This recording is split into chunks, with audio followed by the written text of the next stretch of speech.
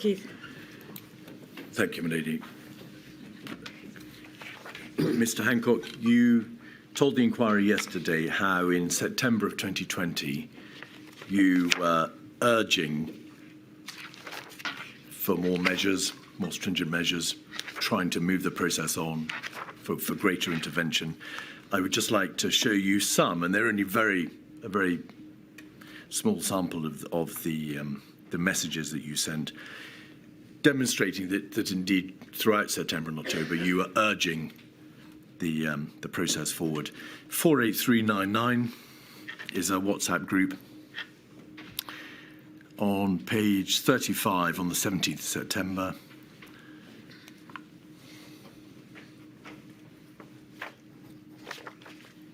Thank you. At 5:25. To avoid national lockdown, we need to act fast in parts of the country where it's going in the wrong direction. And then further down the page at 2:00:46, 46 seconds past 2. We've just held a very alarming JBC Gold, sharp rises in the northeast and Merseyside. We need to get tiering sorted and tougher local action in place pronto. The reference to tiering there, Mr. Hancock, may we presume that's a reference to what you said yesterday about how the tiering proposal was first debated in September. You're endeavouring that, or you're making quite plain that the system needs to be sorted for tiering. Yes. Page 38. And this is the 8th of October, 8:47.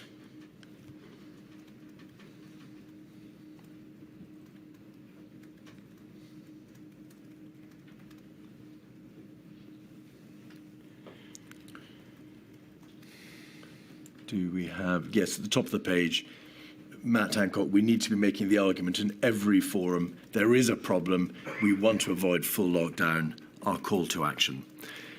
And on the 9th of October, in a communication with Simon Case 129514,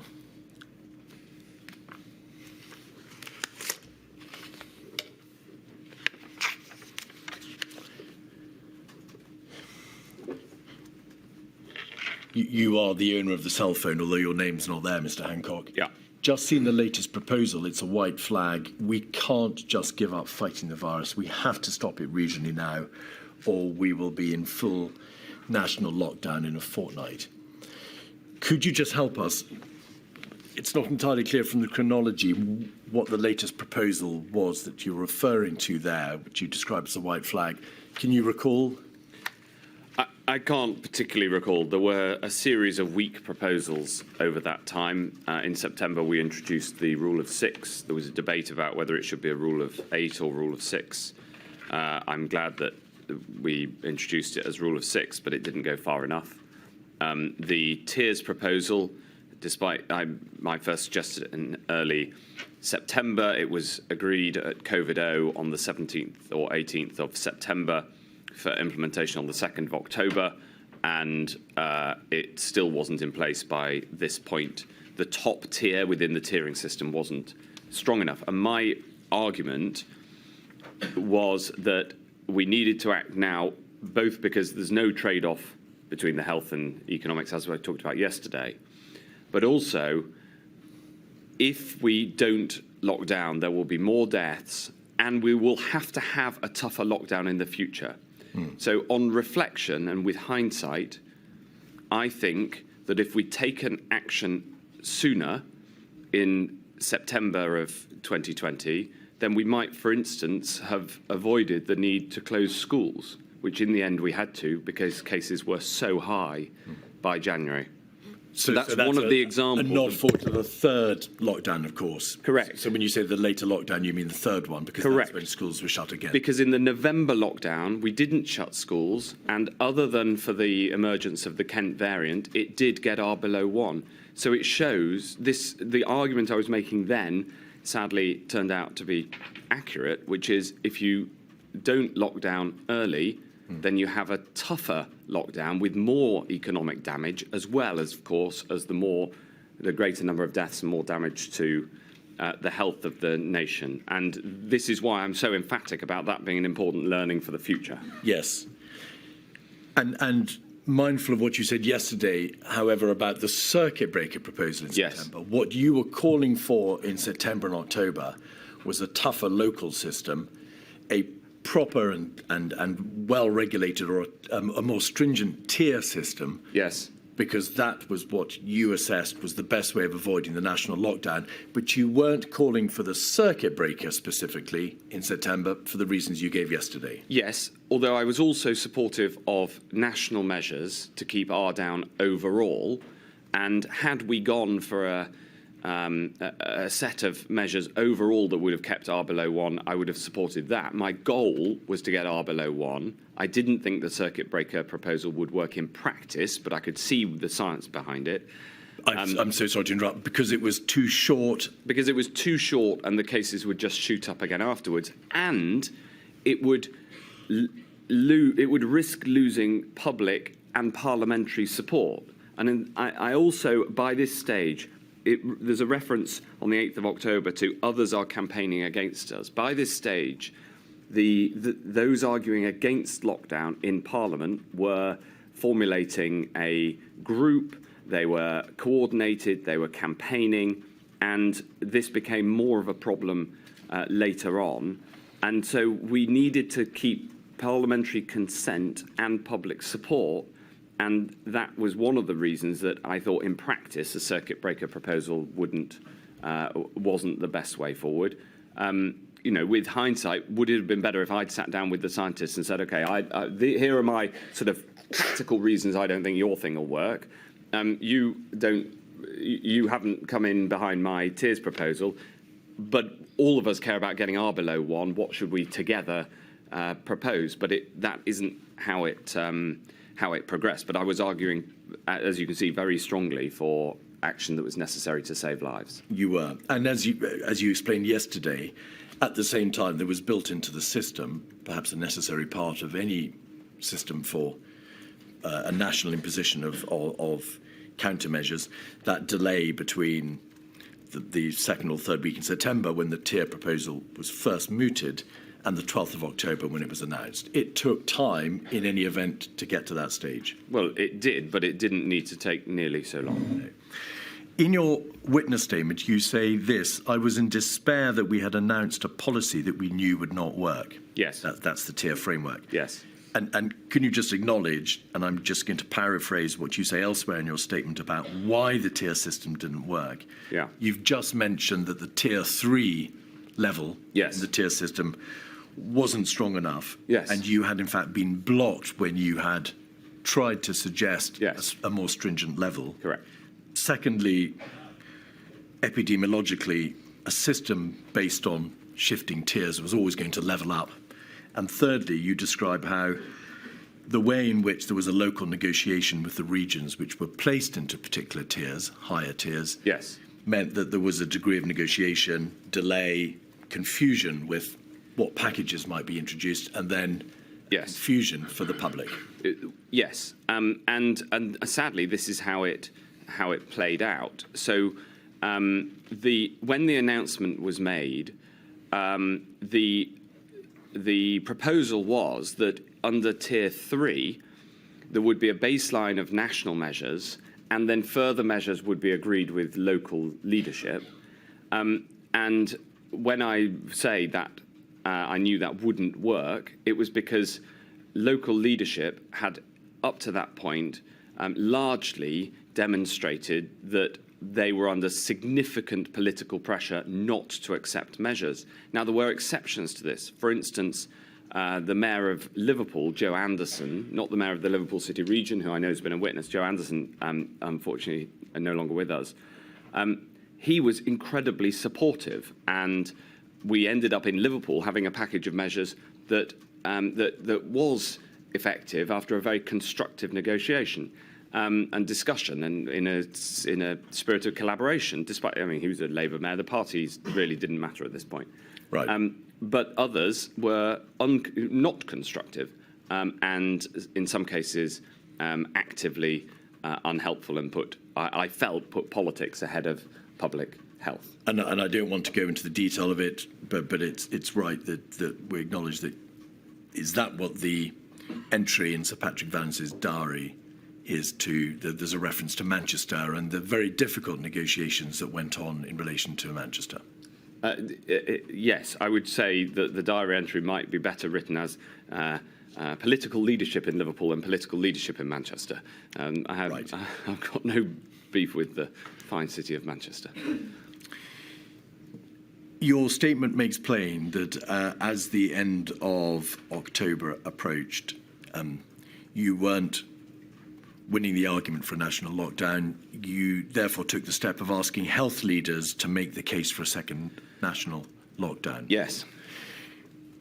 It's self-evident. Was that necessary? Yeah. Because you felt you were losing the argument. I felt like there was we were in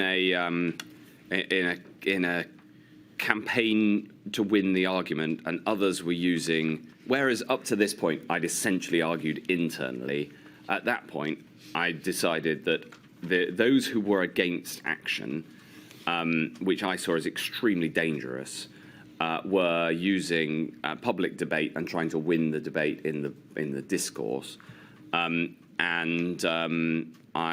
therefore got I corralled the voices that I knew would support what was needed in the public health interest. So I spoke to the Royal Colleges, I spoke to different parts of the health system, I said to a system which is normally very, it's actually remarkably hierarchical, the health system. And I said, get out there and make the case, get out there and explain what will happen if we don't take action now. And boy, they did. And because I don't know a single voice in the health and social care system who wasn't in favour of more action at that point, because we could see what was going to happen. 129555 is a WhatsApp communication between yourself and Simon Case. And you say in terms, and this is the 30th of October, Mr. Hancock, so obviously there is enormous debate and very difficult debate in government as to whether or not the second national lockdown should be imposed. I think it may be the second page. I think we decided by the 30th of October. Well, the reason I'm asking you is you say Rishi is in the room, contrary to the stupid rules, so the Prime Minister will be under enormous pressure to not do enough once again. Yeah. And so given that that's the 30th of October, my question, in fact, is, was that a reference by you when you say to not do enough again, once again, the decision to make the lockdown? Well, the stupid rules is that... No, don't worry about the stupid rules. Okay. But I was not allowed physically present into this meeting. No, to not do enough again. That can only be a reference to the debate about the lockdown, presumably. Yeah, so I'd been blocked from going into this meeting, and you can imagine who made that decision. The Prime Minister would be under pressure not to do enough. So repeatedly, we had taken action, but it wasn't enough to get R below 1. But on this day, the 30th of October, and you're aware, of course, that there'd been a forward strategy meeting in Chequers on the 25th of October. Yeah. The COVID task force had forwarded an advice seeking a lockdown on the 28th of October to the Prime Minister. Yeah. And they'd presented a further paper again on the 30th of October. And then, as you'll recall, there was a further paper prepared for the COVID-O on the 30th of October. This can only be a reference to that debate which was going on the very same day about the national lockdown.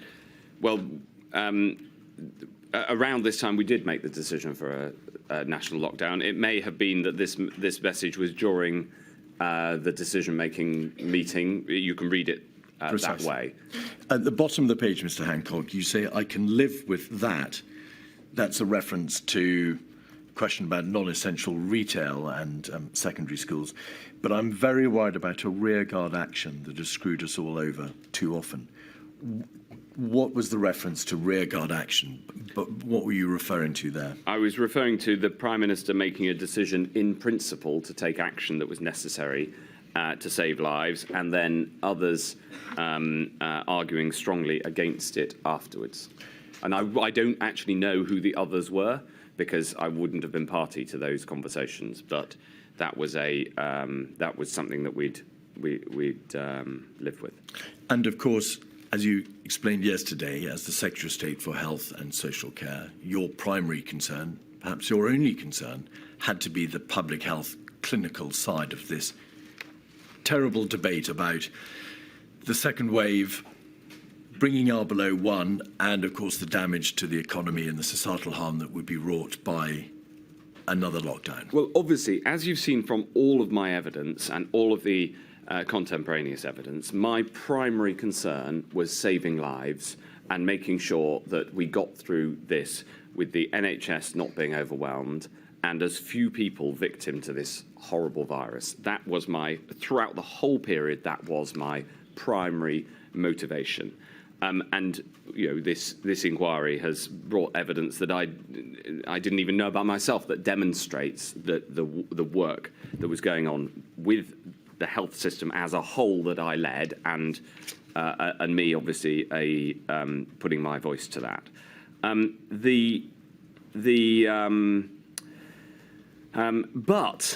But, and this is a crucial point,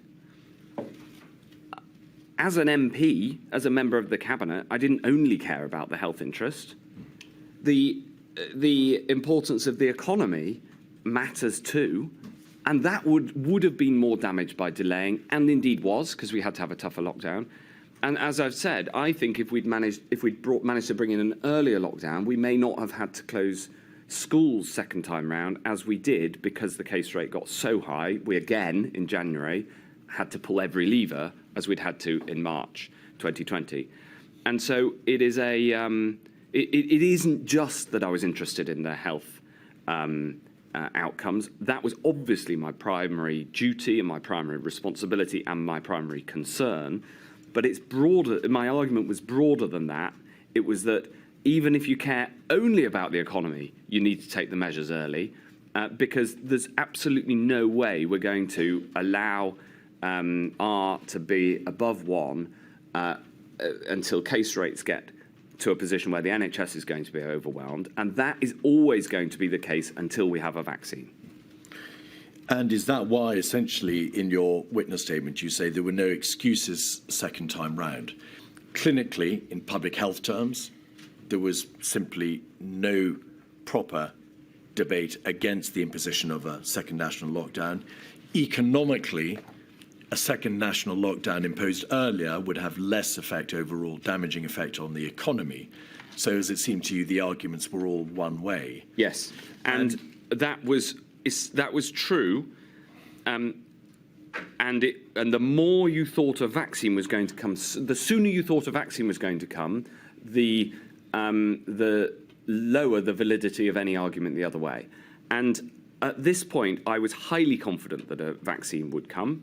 We'd seen the animal trials and the phase 1 trials on humans, but by October there were a quote brief from somewhere in Whitehall saying Matt Hancock is the only person here who thinks there is actually going to be a vaccine, said a Whitehall source. It's a running joke with other departments. But I was looking at the evidence, by the way, which was publicly available, that there was going to be a vaccine. To give him his credit, the Prime Minister always thought there was going to be a vaccine as well. And I'd tasked the NHS on being ready to deliver a vaccine from the 1st of December as the reasonable best case scenario. It was nice to be able to talk about reasonable best as opposed to reasonable worst case scenarios. And in the end, we started on the 8th of December. But that's important for these considerations, because if you think a vaccine is coming with any degree of confidence, then all of the arguments about resisting lockdown measures fall away, because the action that you're going to have to take will be temporary. If you think there's never going to be a vaccine, then it is a much more difficult conundrum. But by now, we were pretty. Those close to it were pretty confident there was going to be a vaccine. And so for all those reasons, the position you reached was that the argument strongly favoured an earlier lockdown than was in fact imposed, and there was no real argument against the imposition of a lockdown, second national lockdown in principle, for all the clinical and economic arguments to which you've made reference. Correct. Right. You weren't, I think, your statement doesn't suggest that in relation to the third lockdown, you had any real doubt about the wisdom of its imposition. Clinically, in public health terms, and presumably for the same reasons, the economic arguments, there was no option but to impose a third national lockdown. Absolutely. And by that stage, because the case rates were so high, we again had to pull every lever, which included, unfortunately, having to close schools. And the prevalence rates were so high, in part you describe, because the November lockdown had not been long enough, it had not been imposed early enough, and also you thought that there were very real mistakes in relation to the regulations which had been put in place in December and over Christmas. They'd all contributed to the high prevalence rate. Well, there was an additional complicating factor, which was the alpha variant, which was more transmissible, and therefore by then we'd come to quite a good calibration of what MPIs you need to keep R below 1, and we'd got to the point where that was embedded within the tiers system. But unfortunately, the alpha variant blew those calibrations because it transmitted faster, but we didn't know exactly how much faster because it was a new variant, and so therefore we had to pull every lever. And I remember after we'd made the decision, I think it was on the 4th of January, to go into another full national lockdown. I remember the 2 weeks after that as harrowing, because the case numbers kept going up as they had in March after we'd pulled every lever, and there was nothing more we could do. And because this was a new strain, again, we didn't know whether everything would be enough to get it under control. And thankfully, we did get it under control just before the NHS was overwhelmed once again. Because of the perennial debate, the overriding imperative, as you saw it, to bring R below 1 because of all the terrible consequences. Yeah, not just as I saw it, as logic requires. I'm asking you the... Yes. Just please now, finally, Mr. Hancock, one or two concluding and disparate issues. Can I make plain that I'm not going to ask you any questions about 2021 in large part? The inquiry has, of course, your very detailed witness statements, which deal with the salient features of 2021. But just two or three small areas. The inquiry heard evidence from Professor Ferguson, how he resigned as an advisor to Sage on account of his transgression. At the time of his resignation, you were asked if the police should prosecute him. You said rightly, it's a matter for the police, it's an operational matter. But you made the point quite rightly that these were important issues and the social distancing rules were important. You obviously transgressed yourself, and that came to light in June 21, on the 25th of June. I'm sure you acknowledge the incredible offence and upset that was caused by that revelation. In terms of the impact on public confidence, there were a number of transgressions in public life. Overall, do you think that those breaches had an impact upon the public's propensity to adhere to rules? And acknowledging, of course, that by June 2021, we were out of the worst. There was, in May 21, the tail end of the regulations and guidance in place. But overall, it was damaging. Well, what I'd say is that the lesson for the future is very clear, and it is important that those who make the rules abide by them, and I resign in order to take accountability for my failure to do that. And that, to your credit, must have been in reflection of the fact that you understood the importance of, or the deleterious consequences of rule breaking or guidance breaking on public confidence and the public at large. Yes. All right. Long COVID. Your statement makes plain that from an early stage you asked NHS England to consider what could be done, and you asked Simon Stevens to develop plans Yes. for addressing the issue of long COVID.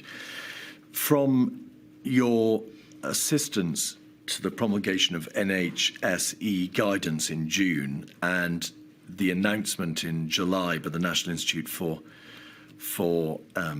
Health Research and UK Research and Innovation, and also your convening of a roundtable in July, Yes. it appears very clear that you were alive to the concerns about long-term sequelae from the COVID infection. I was alive to it from before the infection reached our shores. Chris Whitty raised the concern about the potential of some kind of post-viral fatigue syndrome, which happens with other viruses as well. And then after the first peak, I was acutely aware of it, not least because members of my family were affected by long COVID, including my mother, who still attends a long COVID clinic. So this was very close to my heart. To what extent, when you and your colleagues became aware of long-term sequelae and the long-term consequences of infection, did that understanding feed its way into the debate about the mechanics of non-pharmaceutical interventions and then subsequently the relaxation of restrictions? What role did, or to what extent did the issue of long COVID play out in the debate about the mechanics of NPIs? Well, it matters, of course, because it makes the virus even worse. It makes the impact of the virus even worse. And so it reinforced the arguments that we were making already. Of course, the best way to avoid long COVID is to take the measures necessary to reduce the amount of COVID, full stop. And so it actually calls for the same policy prescription in terms of preventing COVID and therefore tough NPIs to keep R below 1. But it also required more research and support from the NHS, who found it quite difficult because it was a new disease and because of its nature presenting in many, many different ways.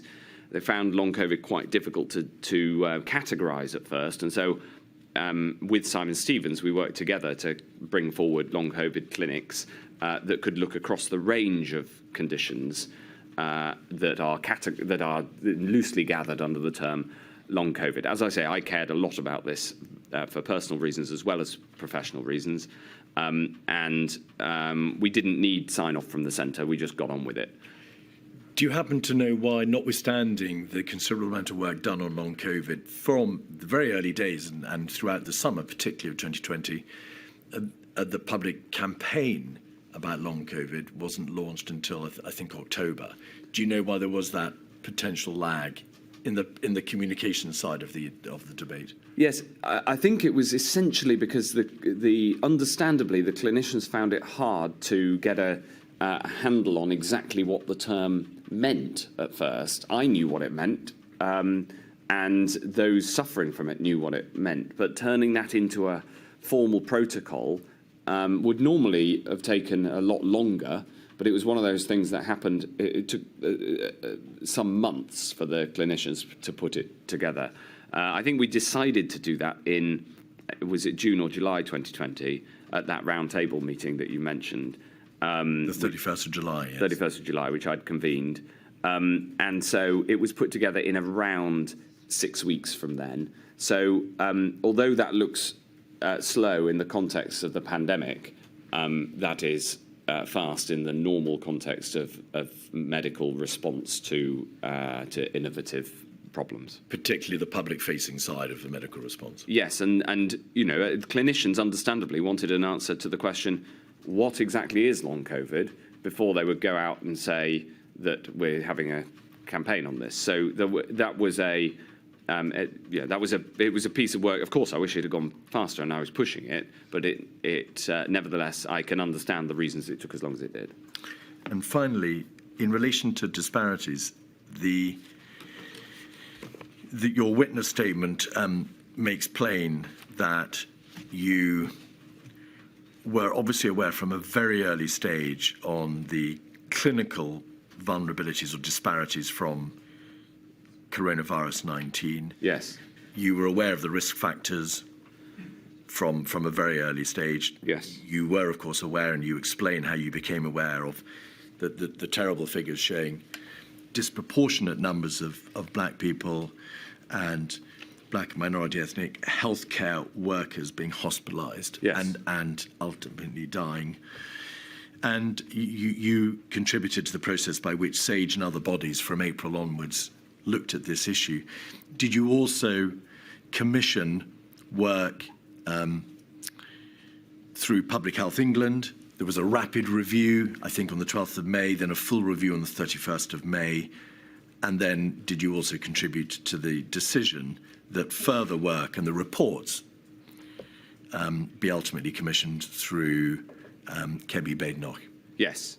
I was particularly struck by the death of the first 4 NHS doctors, 3 of whom were from an ethnic minority background. I was acutely aware of the disproportionate impact on those from ethnic minority backgrounds, especially amongst the wider NHS workforce as well, not just the doctors and nurses, but also more broadly, including porters and other staff who do vital work and often are very closely in contact with patients. So this is something that I was worried about from early in the pandemic. I'd in fact worked on this before the pandemic, including raising the issues of discrimination within the NHS, and there was work underway on a particularly difficult issue that came up in NHS BT. So there was a wide range of work on this. I was aware of it from the start, and I was very glad when Kemi was tasked by the Prime Minister to lead and really get to the bottom of this. To give me one minute. My lady, those are all my questions for Mr. Hancock. Thank you very much. Right, Ms. Morris, you going first?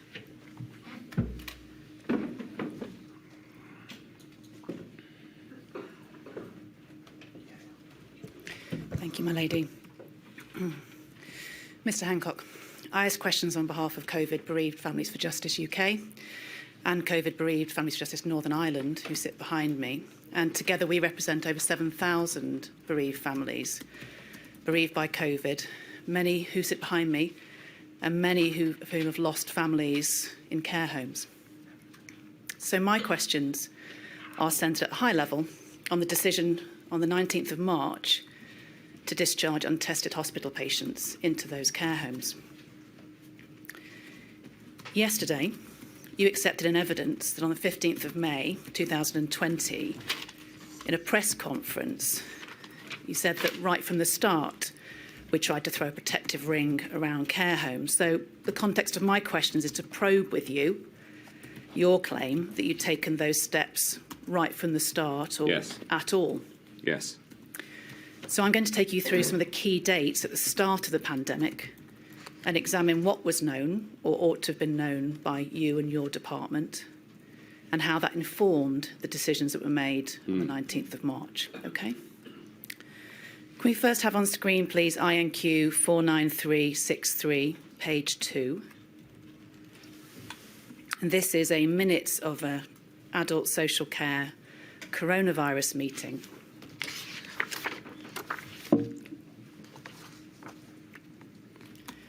Thank you. And it's action 3, please.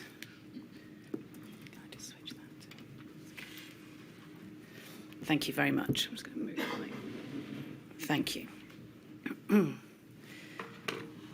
Says that there was noted at point 7, this is the 11th of February 2020, commented that there were likely to be 3 ways that the virus could enter a care home: infected people moving into homes, staff and visitors, and that these should be considered during the response phase. Yes. So the question is this: what was done to minimise those 3 different routes of infection prior to the hospital discharge policy on the 19th of March? Yes. So this document is from the 11th of February. Correct. For context, there were under 5 cases in the UK at that point. So this is very early on in thinking about how we are going to handle the pandemic. But it was clear from this point that the virus had its biggest impact on those who are older and had underlying vulnerabilities. So we knew that there was a problem, and we knew there was a significant and specific risk for those who lived in care homes, and in particular care homes that looked after older people. And in particular, these 3 ways present 3 potential breaks to any circle or any ring of care. Is that fair to say? Yes, absolutely. And we considered these from throughout in terms of how we could best support and protect people in care homes. In fact, the work had already started before this, and we had the first Adult Social Care National Steering Group, for instance, on the 5th of February. Yes, and I'll come back to some of those steering group minutes later. Can I next have put on screen, please, INQ 74910, page 2.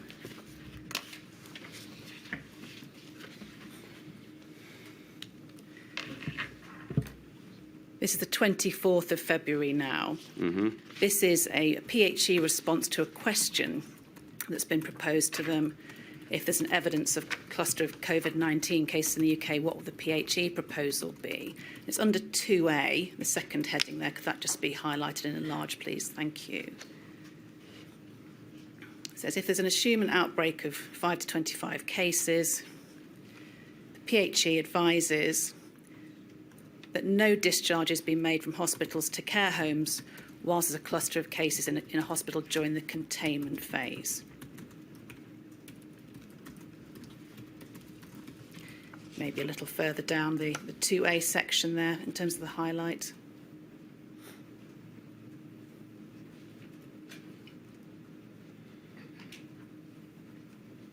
The highlight could just be expanded or lowered down, please, just to highlight the bottom of those bullet points. I'm grateful.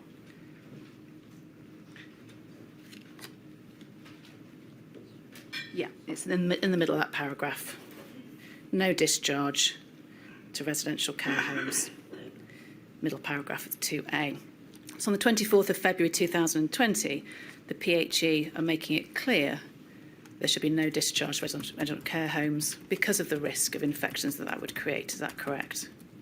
I didn't see this document at the time, but my reading of the document as you presented it to me is that in the case of an outbreak in the care home, then there should be no discharges to that care home. That's my reading of it, but this is a PHE document that I wasn't aware of, so it is as it is. The evidence is there. Thank you.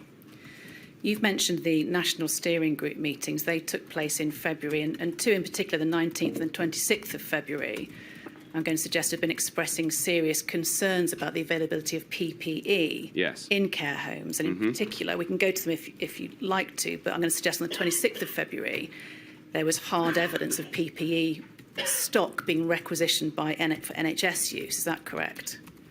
I'm not aware of that, but if you want to put up evidence showing that. Okay, so what I would say is that on PPE, at the end of, it was obvious from January that was going to be a problem with PPE. At the end of January, I agreed to the recommendation that we should release the PPE stockpile, and I also requested that we started buying PPE in size, as in large scale, which we did. It was a global challenge because suddenly everywhere in the world was trying to buy PPE.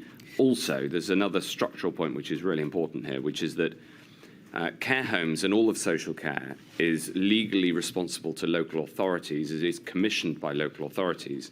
And so there's a structural problem, which is that the responsibility and policy questions inevitably, especially in a crisis, flow to the national government, but the levers, the policy, the formal policy, and all of the legals are in the hands of local government. And so we started this with a social care sector, in need of reform, where the reforms hadn't happened, and where the formal legal responsibility was for local authorities. Understand that, but what I'm asking you about is what was known by your department about methods and equipment that could keep care home residents safe. Absolutely. In terms of how you then set your policy and what you dictate should happen. Okay, so let's look at those steering group minutes together, please. INQ 114887, specifically on this point about the NHS requisition.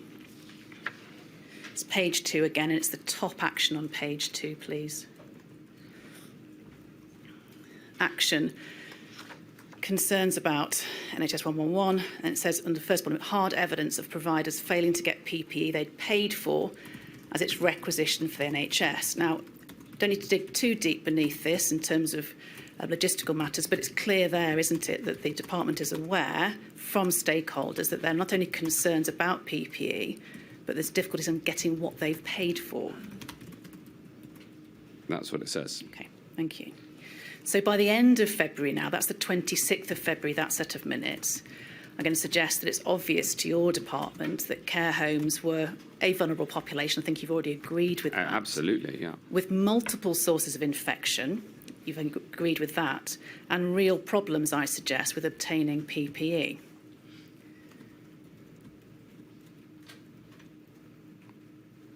Would you agree? Yes. So moving into March, you told Mr. Keith yesterday that Helen Whately had come to the very firm view, on or around the 2nd, that plans for the care sector were non-existent or inadequate, were your words, and she was messaging you about that. The 3rd, didn't she? yes.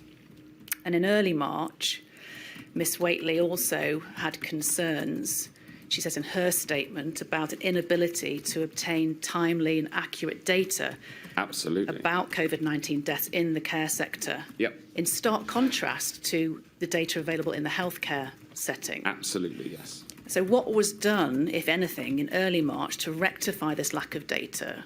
Well, we acted to try to make sure that PPE got to care homes and took action on that front, not least responding to the concerns that have been raised by the sector. And in terms of data, gathering data was extremely difficult because of the lack of a direct relationship, contractual relationship between the department and care homes, unlike the department's direct relationship with the NHS. Okay. Touching on PPE again, you've said in your statement on the 5th of March, Miss Whately also continued to warn that PPE provision in care homes was inadequate. Yes, she was very worried about it. She met the chief social worker on the 4th of March as well to discuss the concerns around the preparations in care homes. What this all demonstrates is as much action as possible from the top of the department to try to solve these problems, which ultimately were started with the structural makeup of social care, which is a decision that can trace its origins back to the foundation of the NHS in 1948. As we'll see later from another document, in fact, PPE was only sent out to care homes on or around the 19th of March, the same day that the discharge of thousands of patients was ordered. But I'll come back to that. Chronologically moving forward to the 6th of March, you open a departmental meeting on social care.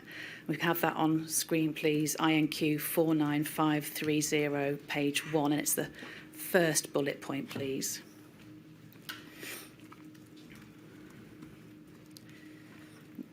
Thank you. Secretary of State opens the meeting by stating the impact of coronavirus, which poses a complicated set of problems on the social care sector due to the higher risk for older people and the need to be gripped as soon as possible. Yes, and what this and the cast list demonstrates is the seriousness with which we took this concern and this problem, because you have me, 3 junior ministers, Jenny Harries, who's and Jonathan Van Tam, so 2 of the Deputy Chief Medical Officers, and the Permanent Secretary of the department. So this is a very for junior ministers, because Lord Bethel's there as well. So this is essentially me gathering together the leadership of the department to state in no uncertain terms, as you can see, the concerns that I had around this, that we had around this, and to work out what best we could do about it. It says it needs to be gripped as soon as possible. Correct. Mr. Hancock, if you've been trying to grip from the start to throw a protective ring around, why hadn't it been gripped before the 6th of March? This is a departmental meeting. The official position of the government going into the crisis was that care homes are contracted by local authorities, and as you'll see in some of the earlier documentation, that the role of the department is around policy over social care. And the contractual arrangements are local and don't report into us. Okay. What happened was that in early March, Helen Whately brought to my attention on the 3rd that she didn't think enough was being done through local authorities, the local resilience fora, which were the formal places where it was supposed to be done. And therefore, we called a meeting 3 days later. So this demonstrates the department getting stuck in because not enough was happening. So you're concerned that not enough is happening. You're, Yes. as you say, trying to take a grip of it as soon as possible. Yes. Moving forward to the 9th of March, please. This is now going to be a COBRA set of minutes, INQ 56219, page 5, please. And it's point 5 in highlight when we get there. Thank you. CMO says there are 3 stages of intervention with varying individual and combined efficacy. 1, self-isolation of symptomatic individuals. 2, full household isolation where 1 individual is symptomatic. And 3, and significantly, a series of currently undetermined measures to safeguard the elderly and vulnerable individuals. What date was this? It's the 9th of March, Mr. Hancock. So the question is, why, given the information you and your department had by the 9th of March, were the measures being described in this COBRA meeting to safeguard individuals, elderly and vulnerable, including those in care homes, being described as undetermined? Because at that point, we were putting together the shielding programme, which was ultimately extremely successful. And the evidence is that those who were shielded were half as likely to die of COVID due to the shielding measures. That's some external research that's been done since. So clearly, this was a very important area that we were working on. At this point, on the 9th of March, there were fewer than 2 deaths in the UK. So we clearly needed to be doing the work, and we were. So between the 9th and the 17th of March, when the NHS written direction to hospitals came out stating that beds should be emptied, what concrete steps were taken by the department to put in place strict protective measures for care homes specifically? Well, we issued guidance, and we also, as you said, issued or at least made the decision that care homes should receive free PPE. Most care homes are private organisations and hitherto had always bought their own PPE, and we decided that they should get free PPE. So there's 2 examples. The guidance you mentioned, it being the 13th of March. 13th. OK, we'll come back to that. But just to continue along chronologically, the 10th of March 2020 is the first notification of an outbreak in a care home, so the day after this COBRA meeting. The 17th of March, the NHS written direction to hospitals was issued. On the 18th of March, according to a PHE report compiled later on the 1st of June, care home mortality data had been reported to you as part of a sit-rep to the DHSC and to yourself. But 19th of March, the key date, I'm going to suggest, so just 9 days after the first notification of a positive case in a care home, the 10th of March, the PHE was aware of 37 outbreaks in care homes. Yes. And I take that from a set of INT meeting minutes, INQ 119476, page 4, please. It's under the bold heading CROC in the middle, and those bullet points, please, if they could be highlighted. Thank you. So nursing home outbreaks, as of yesterday, This is the 19th of March. We're talking about the 18th, in fact. 37 ongoing outbreaks. All healthcare protection teams are getting multiple calls from care homes. These are likely to result in deaths over the next 3 to 5 days. You also see the bottom bullet point there. There are 24,000 care homes in England. Delivery of PPE is starting today. Yes. This is the free PPE you've touched upon a moment ago, being sent out from central resources to care homes, yes? Yes. So this is the day, the 19th of March, when it's known that there's 37 outbreaks, that the guidance is issued to discharge patients from hospital to care home settings without any testing in place. Well, the testing capacity was much too small at this point, and You've accepted that yesterday, and that's helpful. But given that the testing capacity was too limited to be able to test any of those hospital patients due for discharge, what other concrete measures were put in place to ensure that stringent infection controls was present in care homes? well, that was set out in the document that was published, which was based on clinical advice. And yesterday we discussed the matter of asymptomatic transmission, which is important here, because that clinical advice was based on the presumption that the transmission mechanism of COVID was the same as the transmission mechanism of SARS, because there hadn't been at that point concrete evidence that the clinicians making that advice at PHE were confident in to change that assumption. Okay. But without testing anybody, Mr. Hancock, you don't know whether they're positive or asymptomatic or negative. Indeed, but we didn't have enough tests at the same time as this. This is, I think, 19th of March. It is.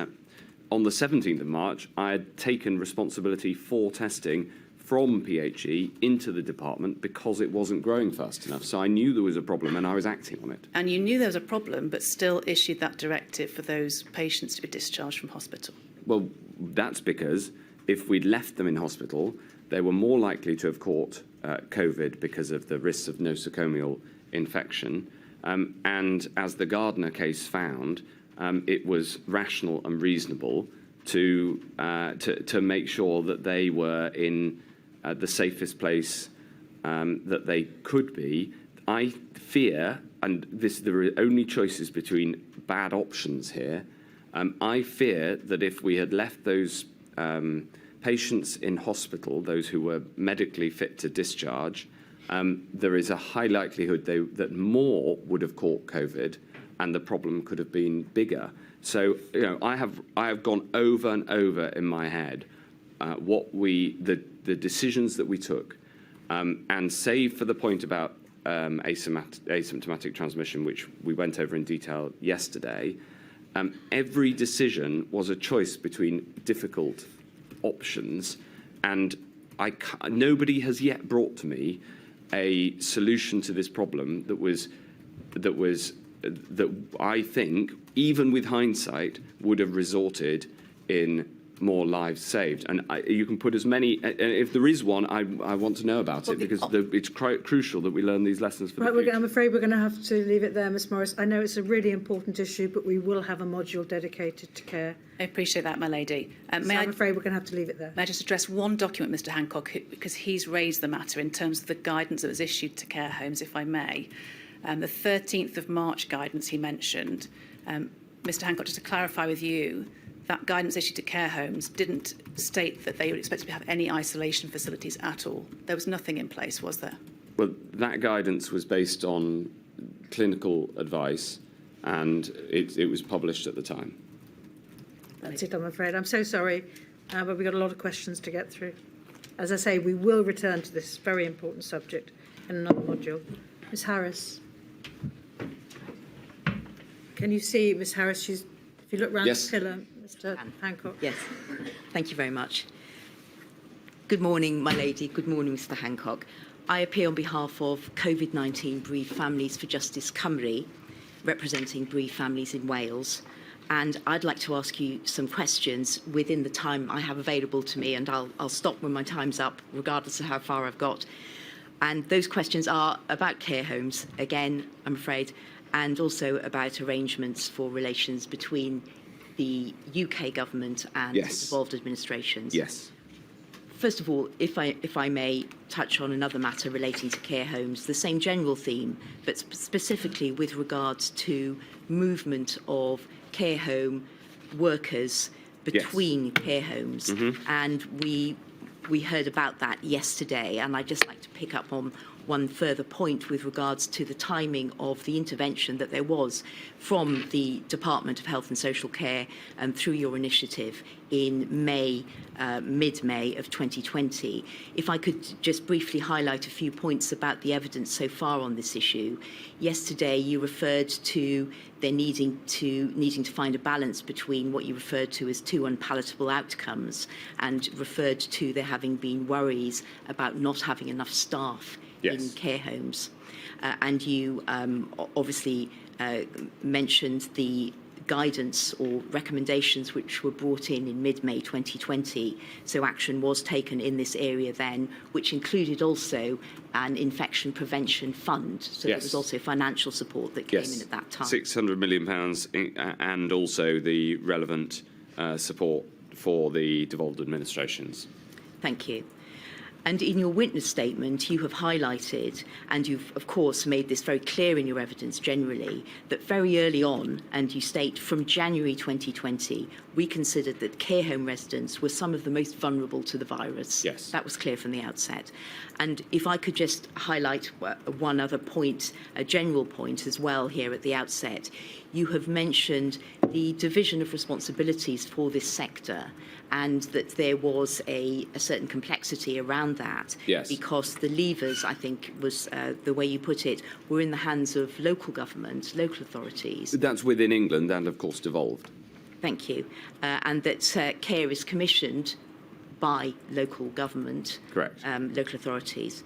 But it is right, of course, and I think you have acknowledged this, and it's also stated in the witness statement of Sir Christopher Warmold, where he sets out these structures, that, of course, the Department for Health and Social Care is responsible for national policy. Yes. And for things that that only the centre can do. I think that was the phrase that we used to describe where our responsibility rightly started. In the end, we took more responsibility than the formal policy at the start. But at the start, the idea, or in normal times pre-pandemic, the idea was that the responsibility of the department is for policy and for things that only the centre can do.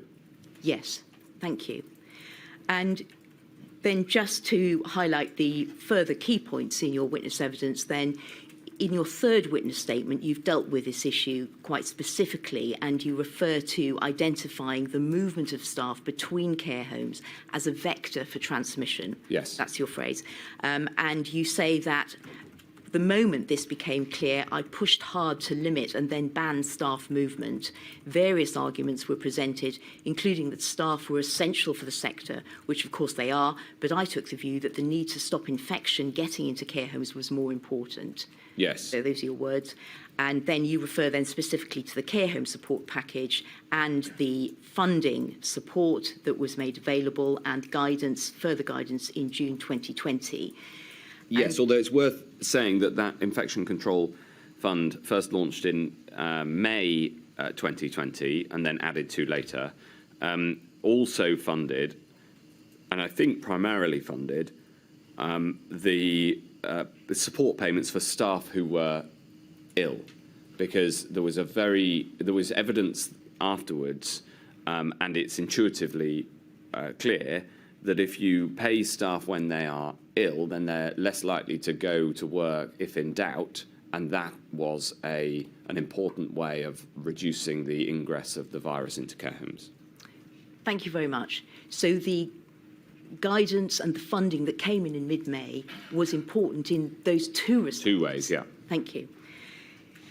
You have, and just to complete the aspects of your evidence I'd like to highlight, you say in your main witness statement that the action that we took to restrict staff movement reduced infections significantly, and that it is a vital lesson for the future, for future pandemics, and indeed for normal times. Yes, so I think this is important for containment of flu, for instance, in non-pandemic times. It's important to know that staff working in more than one care home increases, in some cases significantly, the risk of communicable diseases. Vital in pandemic times, but important given the risks that communicable diseases like flu pose to care home residents in normal times too. Thank you. And to come to my question, and you have indeed already highlighted that as at early March, there was a concern about getting to grips with this sector. Yes. I think that's fair. Yes. You know, when in early March it became clear that the formal government processes, which was how the relationship with care homes was meant to work, when it became clear that not enough was being done, as you can see from the documents that have just been shown by the previous in the previous discussion, we threw ourselves at this problem. Yes. Yes. And I think what my question is really directed at is not enough being done and how that arose. And we understand that there was the structural complexity in this area. But given the vulnerability of the sector, which was known, Yes. and of course the overarching role that the Department of Health and Social Care has in relation to this sector, Yes. wouldn't it have been right for the department to be looking with greater focus at this sector, given that what was on its way was unprecedented, that it was really should have been anticipated that they would need some help and some intervention at a national level? But it was anticipated. The first Adult Social Care National Steering Group was on the 5th of February, only shortly after we understood the characteristics of the virus and its greater impact on older people. So the answer to your question, of course, is yes. And knowing everything we know now, would you go back to February 2020 and do more? Of course. But at the time, we were engaged with the sector. You've seen the minutes of the meetings. And then it became clear that that we needed to put more effort in, and we did so. I see. So it was brought. I was doing my duty on this, and then it was brought to my attention that we needed to do more than we were technically responsible for, and that's what we did. That's what that 6th of March meeting is all about. Thank you. But in terms of the idea of doing more than you were, as a department, technically responsible for, it's right, though, isn't it, that in terms of issuing guidance and also initiating, bringing in a new pot of funds, which is what did happen on the 15th of May, that's not outside the role of the department. That is actually what the department is supposed to do. That is its role in relation to this sector. No, it's not its role. The department's role in normal times is not to fund the care home sector. The care home sector is funded by local authorities, and when there's national funding, it goes through MHCLG rather than the Department for Health and Social Care. Indeed, we put 1.6 billion into social care via the NHS on the 19th of March, and you'll see from the paperwork around that decision that the route through which we put that money in to get it in fast was unprecedented. And when we took that proposal to number 10, they said, we're in favour, but you need to make sure that Treasury and MHCLG are supportive of using this approach because it's novel. So I reject the proposal, the point that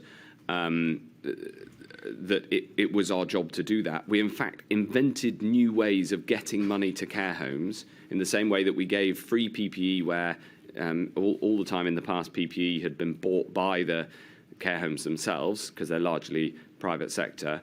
And in fact, we put in extra money in March, in April, in May, and so on. So, of course, I understand the impact on care homes. You know, I understand that very personally.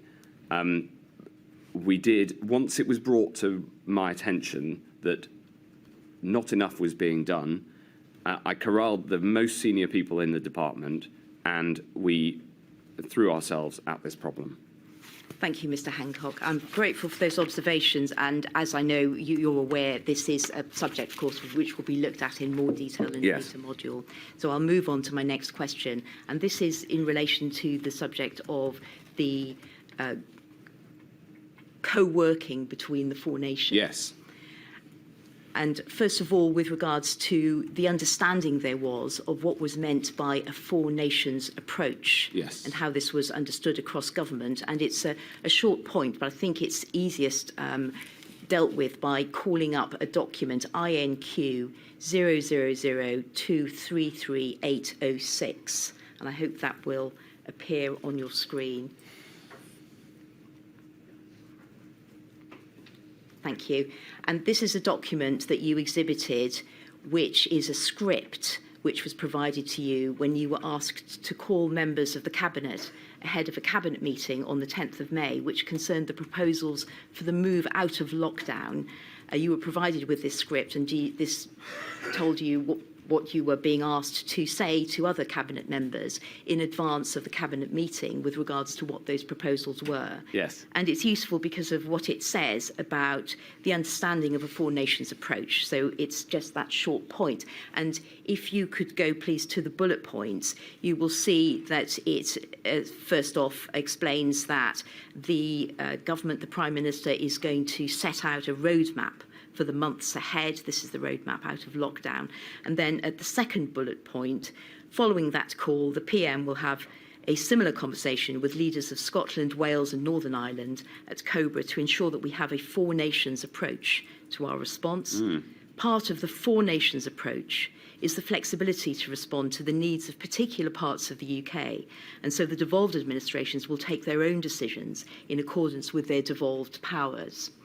So noting the references there to a four nations approach and to the anticipation that the four nations would take, in fact, a different route, but nevertheless within the concept of a four nations approach, does it accord with your understanding of a four nation approach, that it does signify not just when the four nations act in a uniform way, but also when they may take a different route?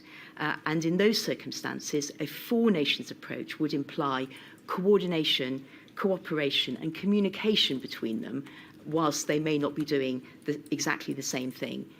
Well, obviously, I strongly agree that communication and coordination between the four nations was important, and I enjoyed, and I mean that literally, I enjoyed the relationship that I had with the other three health secretaries of the devolved nations. We had a weekly call that I instituted in March 2020, and it became a bit like a therapy session, frankly, because all four of us were facing very significant challenges, and we would talk to each other about our challenges, and whether it was in respect, for instance, to care homes, which you mentioned, where Scotland had a bigger problem than we did, or whether it was to do with PPE, where the distribution physically across the UK was a challenge, or of course the rollout of the vaccines and the testing system, which was part UK and part devolved.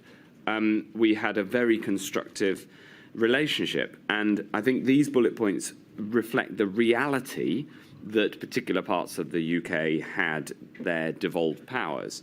Now, notwithstanding all of that, and my basic approach of bring in the devolved health secretaries and a high degree of trust between us, and you can see that from Vaughan Gething's testimony, for instance, INQ 269372. I don't propose to put it on the screen, Chair, but there is testimony from the devolves about the warmth of that relationship, and I thought we should just get them into COVID-0 and have the discussion all together.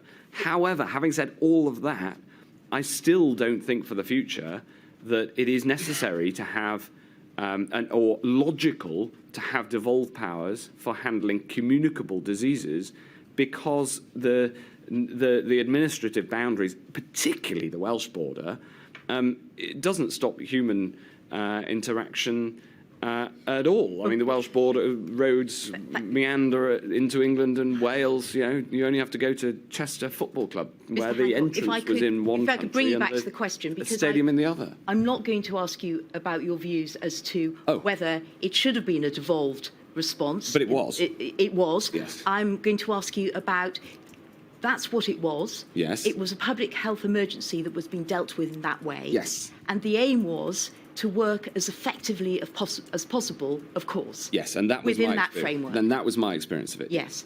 And I want to ask you about the workings of that framework, whether it worked well, whether there are lessons to be learned, and you've made some observations already about that. Right. I take from what you've said so far that the understanding of a four nations approach is wider than just everyone does the same. It's everyone does the same, or if they don't, they coordinate and cooperate and communicate. I think you agreed on that. I think it is stretching the definition of a four nations approach to say that we can have a four nations approach and the four nations do things differently based on the same clinical advice. So we don't. So we don't I'm agree not. on that I'm not as a meaning. enthusiastic about that. I don't think that it is constructive. I recognise the constitution and the devolution current settlement, but if I had if I may, one, Mr. I'd Hancock, do it I think perhaps differently. you're straying into the wider issue. I'd like to bring you back to working with the system as it was, and moving on then from definitions about a four nations approach, which leads us down a wider path. I see. I'd like to ask you about the group that you set up, which with your counterparts, and there was some praise for it in the evidence, which I think you've seen, that it worked well, suggesting that it worked well. So you had spotted, as the way you put it in your witness statement, is a missing piece of institutional infrastructure. Absolutely. Which was the four nations' health ministers or health and social care secretaries of state getting together in order to communicate in what might be the appropriate way, and I need to ask you about that. And this was also a WhatsApp group as well. It was. And in fairness, to set the context, there is a comment on that WhatsApp in the messages stating specifically that it worked well, and appreciative words of the focus and frank discussion that was had in that group, and also in a report which the inquiry has seen from Professor Henderson. There is there a record of a report of that group being positive, a positive experience by one of the other secretaries of state. On the other hand, there is also evidence before the inquiry which comes not from one of the participants, but from Mr. Mark Drakeford, First Minister for Wales, where he makes the general point that his impression was that meetings between ministers were held at short notice, sometimes without agenda or papers, and from views expressed to him by Welsh ministers, that in many cases the UK government called these meetings with the devolved governments in order to inform them of decisions already made, rather than that they were a forum for joint decision making. Now, putting to one side the fact that I understand your general view that things should have been structurally different, but they were what they were, and we know that you wanted to work as effectively as possible to make the response as effective as possible. Can I ask you for your appraisal of those meetings? Were they adequate to provide that missing infrastructure? Was sufficient notice given to the participants so that they could have the opportunity to respond meaningfully on emerging decisions, or were ministers simply being told of something that had been decided and it was simply a matter of telling them that? If all of the above. It depends on circumstances. In the health ministers, sometimes, of course, we'd call things at short notice. And Chair, if I may, a couple of times I've seen in evidence people complain about things happening at short notice. Well, sometimes it was necessary to do things at short notice. And sometimes we had to take decisions. For instance, some of the early local lockdowns, we had to move fast when the data became available. In this case, sometimes I would call short notice meetings. I might even go on the WhatsApp group and say, there's something important come up. Can we find time for this today? And for instance, or ask a private secretary to organise something at short notice. But we also had, in the case of the health ministers, a weekly drumbeat.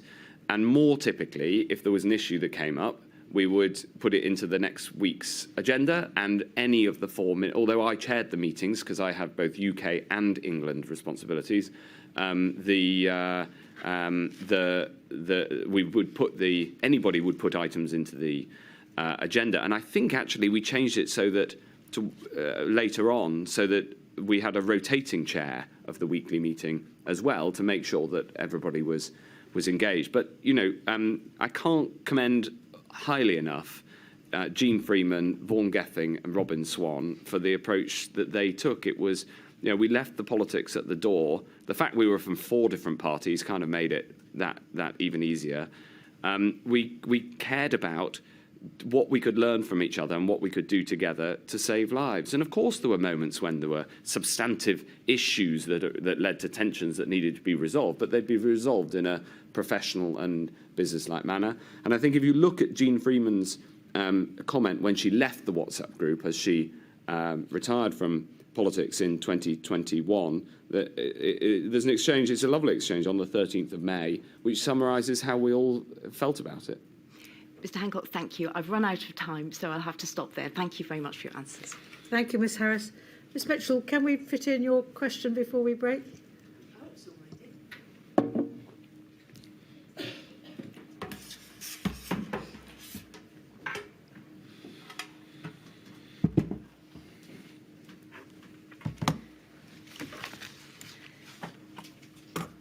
Mr Hancock, I appear as instructed by Amar Anwar and Company on behalf of the Scottish COVID bereaved.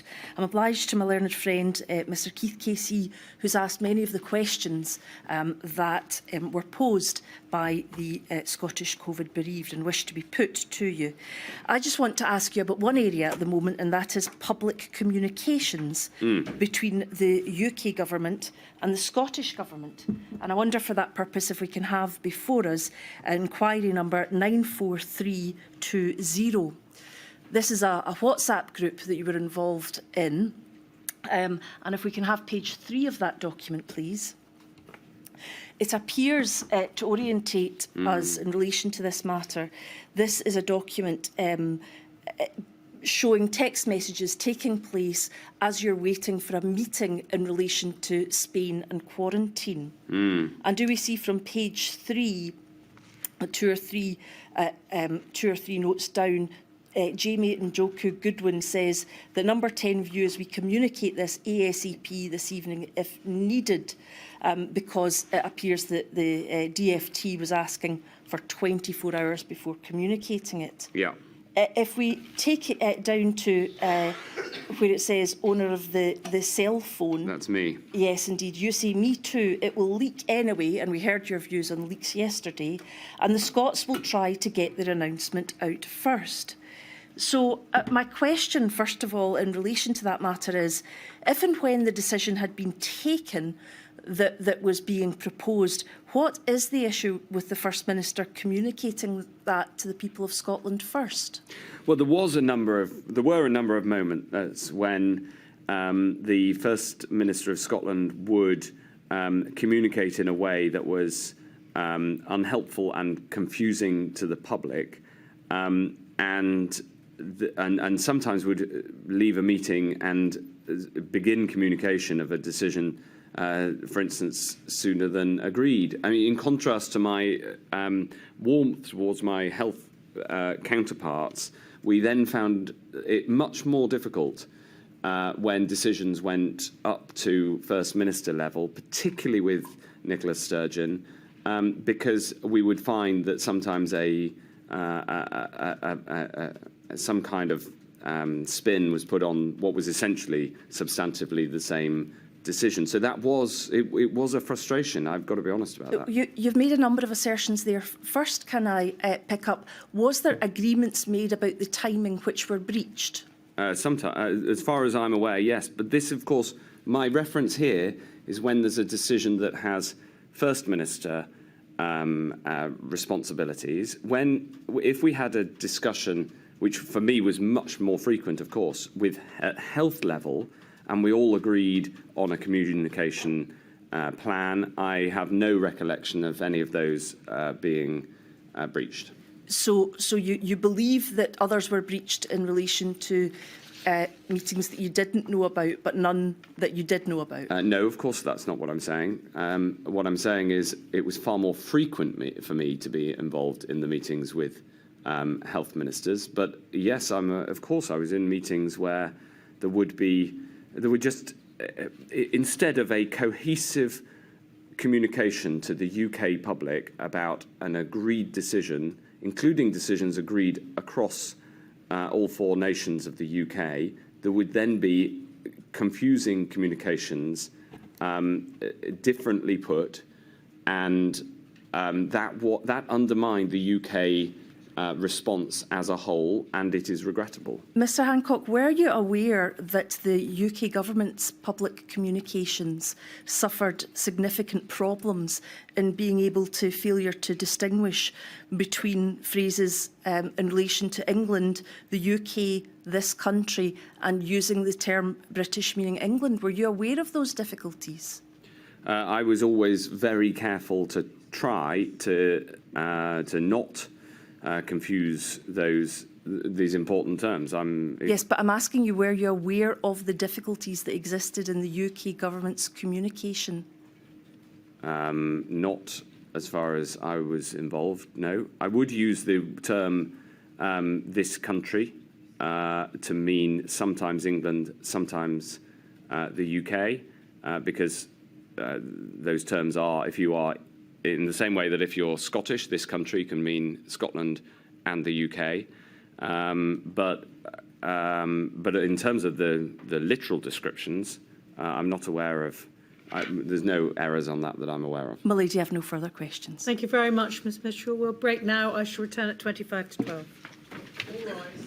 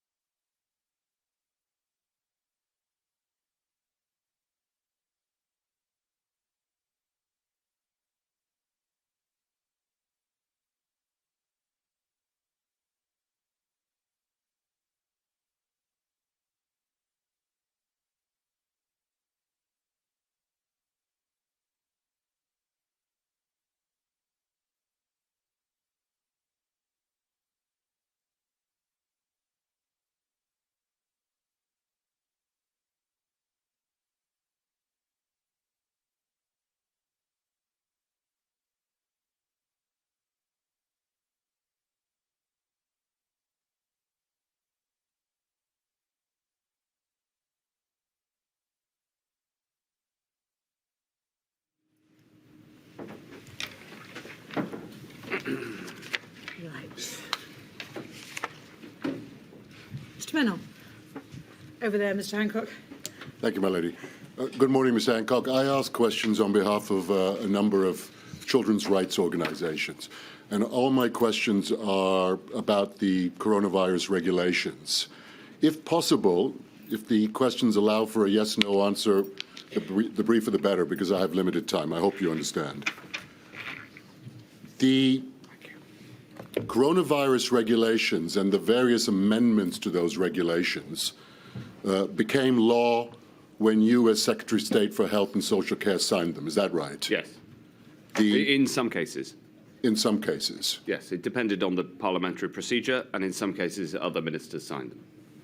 And the first regulations that imposed restrictions on the population became law on the 26th of March 2020 as part of the first lockdown. No, the first regulations that allowed for restrictions were put in place in to ensure that we could have a legal quarantine for those individuals who we needed to under the 1984 Act in February. Yes, I appreciate that. It doesn't matter. We'll move on. I was talking really about the first lockdown. But in any event, on the 13th of May, the regulations were amended, weren't they, to allow a person from one household to meet a person from another household for the purposes of outdoor exercise. 13th of May. I can't remember the exact date, but that feels about right. And the regulations were similarly relaxed in relation to outdoor exercise during the second lockdown in November and in relation to the third lockdown in January 2021. Does that sound about right? In the third lockdown, we were clear that we were going to allow people to have more outdoor exercise because outdoor was known by then with confidence to be safer than indoors. Yeah. And indeed, in your pandemic diaries, and I can't put this on the screen because this is not on the system, in January 2021, you observed the importance of outdoor exercise for you personally in relation to physical and mental health. You used to run part of the way to work with your brother every day. That's correct, yes. Now, why didn't you, or why didn't the government take steps to relax those regulations so that, for example, in relation to outdoor exercise and recreation, so that all young children, say under the age of 12, could play with others their own age?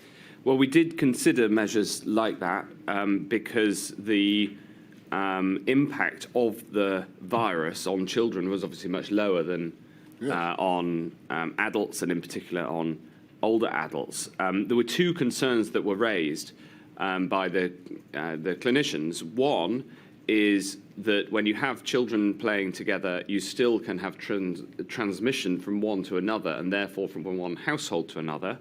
And the second is that when children play together, normally adults are present too, especially younger children, and therefore it might encourage transmission that way. So this is something that I remember conversations about. I don't know the date, but we were concerned that it would have an upward impact on transmission and therefore on the amount of disease and death. Which clinicians? I specifically remember a conversation with the Chief Medical Officer about this, and there is in the WhatsApps, there is reference by the Chief Medical Officer. Off the top of my head, at one point he says, I'd be more worried about the parents on the touchline. You're aware, aren't you, that Scotland exempted children under 12 from their regulations in July 2020, and Wales exempted children under the age of 11 from their regulations in September 2020, aren't you? I'm aware of the differences between the regulations, yes. And you're not suggesting, are you, that Scotland and Wales put the lives of their people at risk by effectively exempting children from their social distancing regulations as they did? I'm making the point that the discussions that we had were based on clinical advice. I know that the clinical advice was closely coordinated between the nations, and what mattered was the overall impact of the measures in place on R and making sure we kept R below 1 and therefore kept the virus under control.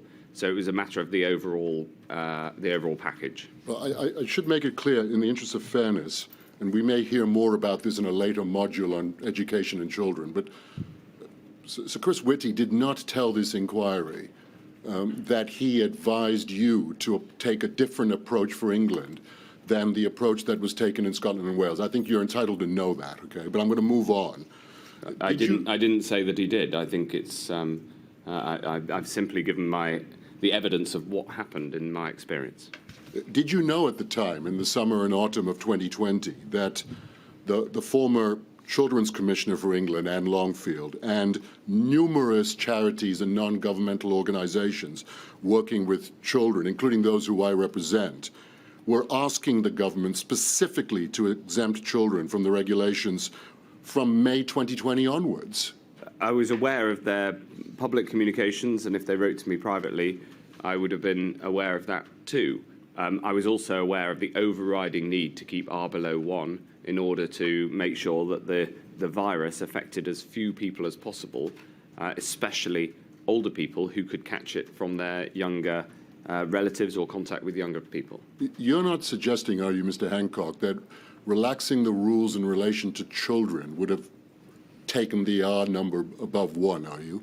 Yes, You're of not course. honestly suggesting that, are you? Yes, of course I am. That is the clear medical position, and understandably, because one of the things we discovered was that children could pass the disease on to children, and whilst both asymptomatic, they could then pass it on to elder relatives. So yes, that was one of the many things we had to contend with, yes. And you're saying you had received medical advice to that effect? Yes.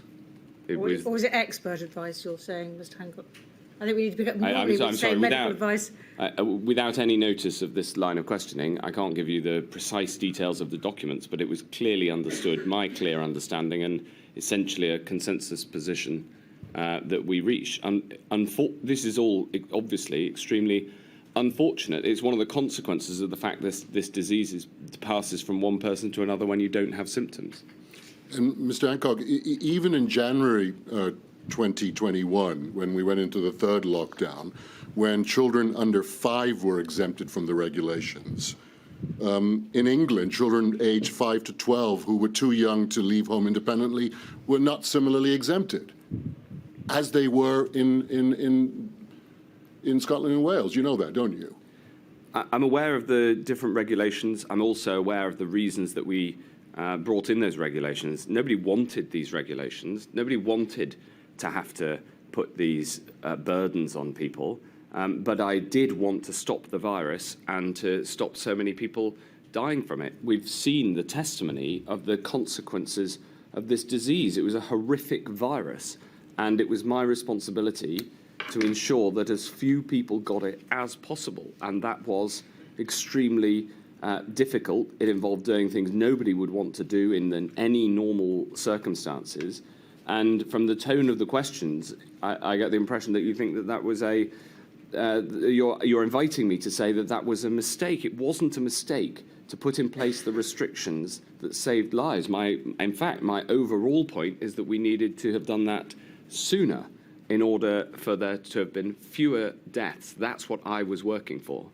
And it wasn't simply the children's sector that was asking the government to relax the rules in respect of children. It was even people within government, wasn't it? And I'll give you an example. Could we have on the screen, please, 176785 at page 24. These are WhatsApp messages between you and Helen Whately, then Minister of State in the Department of Health and Social Care. Is that right? Yes, that's what these WhatsApps are. And if we have a look at the entry, please, for the 11th of October at 15:46:59. Do you have that on your screen? Yeah. Helen Whately says to you, wish we could loosen on children under 12 on rule of 6 for tier 1. Yeah. And then she goes on a few minutes, an hour or so later to say, it makes such a difference for families and there isn't a robust rationale for it. So she clearly doesn't agree with you about there being a robust rationale for it. Now is a really good chance to show we have listened. Lots of MPs were pushing on this during last week's debates. Do you see that? Of course I can see it. I can read. Thank you. Well, I'm glad to hear it. And then you say they don't want to go there on this. And she says, are we they? And then you say, as in number 10, also on curfew, they don't want to shift an inch. So, I mean, correct me if I'm wrong, but she's saying there's no rationale for children not being exempted from the rule of 6, and you're saying number 10 do not wish to shift an inch on this. Is that right? What I'd say in response to this exchange is, firstly, a big picture point. You can see the high level of professionalism and the way with which those who reported to me, including Helen Whately, could bring issues to my attention and express that they disagreed with me in a wholly professional way. And with respect to yesterday's evidence, I just think, Chair, I make that point because this is how we ran the Health Department, and I encouraged people to raise questions with me. I also wished we could have loosened on children, but we couldn't because we needed to keep R below 1. At this point, on the 11th of October, you'll know that the incidence of COVID was rising. That meant that in the future, more people were going to die each day than were dying on this date. And my argument, as we've discussed in earlier evidence, was that we needed to do more at this point to stop the virus, to save lives. That's the argument I was making. And of course I understand the impact on children. I have 3 children of my own. Of course I shared a wish that we didn't have to do any of this, but we did. And the reason we did was because otherwise more people would die. I think there was a robust rationale for it, and I therefore listened, as you can see, debated briefly with Helen, and also I don't know whether I checked with number 10 in that 15 minutes in between 5:40 and 5:54, or whether I already knew that they didn't want to change their position. We were under significant political pressure to lift certain restrictions. I thought that would have been a mistake and more people would have died. There was an active campaign against the restrictions at this point. And as I say, the clear advice to me was that because of asymptomatic transmission of this virus, unfortunately, it did pass from child to child and therefore from household to household. And that's why we kept the measures as they are. Thank Finally, you, Mr. Menon. I'm afraid that's it. Can I just make one final point? It's on the same theme. It'll take less than a minute, my lady. Mr. Hancock, to be fair to you, you need to know that this inquiry has heard evidence in relation to what Sir Patrick Vallance put in his notebooks, that at this very time in October, there is evidence before this inquiry that SAGE was pushing for exempting children from the rule of 6. And I'm afraid that does contradict the evidence that you've just given, doesn't it? I haven't seen that evidence. All I can give you is the testimony of what I was told at the time and the overriding strategic objective I had to save lives. Thank you, Mr. Menon. Mr. Freeman. Thank you, my lady. Thank you, my lady. Good morning, Mr. Hancock. I act for 4 national disabled people's organisations. And can I start with adult social care as of early March 2020? And we're particularly concerned with the implications of the MPIs for disabled people whose care systems would likely be overhauled or, at best, very significantly be challenged. And for context, 2 points, if I may. First, the annual published NHS digital records from October 2019 indicate, and I hope you're taking it from me, that there were 841,850 people who received long-term adult social care support in 2018 to 19. And that a very significant number of those people were disabled people. For Is that of all ages or of working age? I'm going to give you an example. Okay. For the example, for those aged between 18 and 64, The most common reason for support was learning disabilities, Yeah. and that's 45.5%, followed by physical support, 29.2%, and mental health support, 20%. Second point for context, and bearing in mind your characterisation of the function of central government, including to do what only the centre can do, we know that there was no dedicated cross-departmental government plan as of March 2020 to lead on the shielding and non-shielding challenges that hit disabled people specifically. That's been confirmed by the Minister for Disabled People to the chair in this module, and by Marcus Bell, the director of the Equality Hub in Module 1. All I'd say is it's valuable to be more precise within March, because I commissioned what became the shielding plan in early March, and so by late March it was extremely well advanced. Yes, well, I'm not going to go too far into that. Safe to say this, because I'll ask you a question, you may add to it, but the shielding plan and the battle plan in relation to all of your work, of course, at that stage in March and how it evolved in its first incarnation, battle plan version 1 was for the clinically vulnerable who needed to shield. And then we know later in May that non-shielding vulnerability came into play. Simon Case took it up. We won't have a debate about that was outside of your immediate responsibility. But let me just ask you this. As Secretary of State for both health and social care, including adult social care, did you raise the issue of a lack of any cross-departmental plan, and I emphasise that, for disabled people in central government at the time? We discussed the importance of work to protect those who were particularly vulnerable to the disease. Yes. And that's and so I answer that way because we were precise about it in how we thought about it, which is what matters is the vulnerability to this disease, and therefore one disability may lead you much more vulnerable to the disease. Another disability may lead you no more vulnerable to the disease than somebody else of your age and other characteristics. Yes, so I understand that's inside your department, focusing on clinical issue.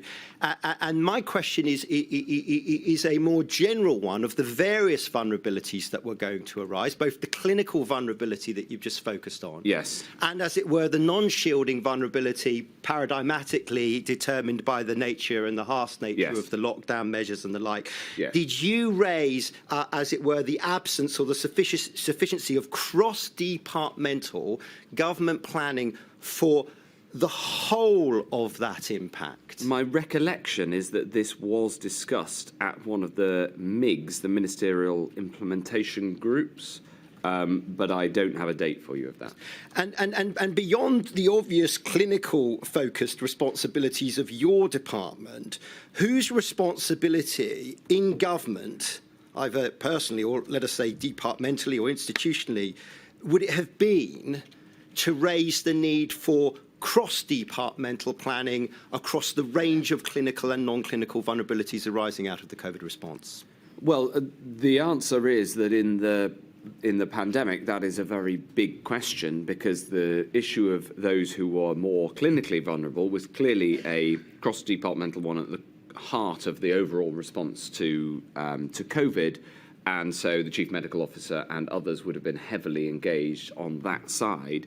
The consequences of the measures needed to tackle COVID that particularly made life harsher and more difficult for those with disabilities, including those who were no more at risk from COVID than the general population, those issues were considered.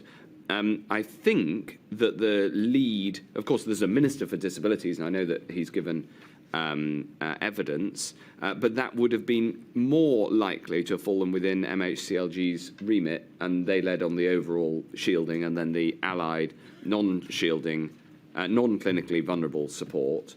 But there was also a heavy Cabinet Office support for that. And as you say, Simon Case was initially brought into government in order to lead on that particular piece of work, which was very important. Thank you. Could we go to INQ 40093254, page 6? And I'm turning to care homes, specifically, Mr. Hancock. Okay.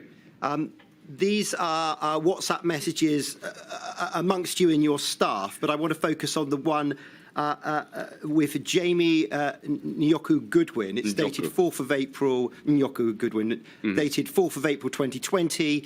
And we've seen this morning that he was actually on the 6th of March care homes meeting that Miss Morris King's Council took you to. Yes. So first, you told the chair yesterday that this was your media advisor. Yes. And he became a director of strategy later on in number 10 Downing Street. His statement to the inquiry indicates that he worked for you on media management and also wider and political strategic issues. Is that addition? Yes, that's a good summary. Yes. Now, yesterday, Council of the Inquiry asked you to look at an exchange on the 13th of May 2020 about what to say to the public about having locked down the care homes. Yeah. And he had warned you, Matt, we might have some issues with you telling the PM we locked down care homes before the rest of the country. Can I just read this exchange of 5 weeks earlier and the third JN entry on that page? On testing, do we need to have a specific push on testing in care homes? Yeah. We're testing hospital admissions and clinical patients at risks. Do we need a push on testing people in care? Yeah. Or at least we have some sort of focused effort on testing people in care. I know it's complex, and the people are dying in care homes are often people who are near the end regardless. But I worry if a load of people in care start dying, there will be front pages demanding why we weren't testing people in care homes. Do we need to get ahead of this now? Mm-hmm. And you say, let's have rapid advice on this, tying together all the angles. Of that message of the 4th of April 2020, when replying, you do not correct the misconception of your advisor that those in care homes include not just those who were near the end regardless, but also disabled people who are not near the end, but living in long-term residential care or settings from a young age. Now, did you have that reality in the forefront of your mind at the time? And bluntly, why not correct your advisor of that serious misconception? Firstly, I absolutely had that at the front of my mind, and before the pandemic had done significant work in trying to improve outcomes for those who were in adult social care of working age with disabilities, including trying to get more support in the community for discharge where that was appropriate. So I'd done work on this, and I, of course, knew that. The response that I gave at a time when I was exceptionally busy, the fact that it doesn't state all of that in no way implies that that wasn't what I was thinking. Mm-hmm. And asking for advice is a device I would use typically when I was brought a complex issue. I cared about it, wanted to make progress on it, but I thought that it was best not done over WhatsApp. And as you can see, 2 messages down, Layla was my private secretary, and she's on the group, and she says, I'll commission now. So this is the system. That is a typical exchange. A complex issue is brought by a political advisor. Jamie Njoka Goodwin was one of the most exceptional public servants, and his advice to me was excellent. And I respected it. However, he's coming at this from a comms angle in terms of what the newspapers might say. I was absolutely determined on this, as on so many other issues, to be guided by the science, which is why I would have wanted formal advice. After all, I can tell you now that the reason that we did not at that point have as much testing in care homes as many would have wanted was that we didn't have enough tests, and the clinical prioritization of who got tests in what order was absolutely something that I wouldn't have interfered with. I would have taken that as read. Understood. Can we then move on to the emerging data Last question, please, from Mr. testing in relation to disabled people?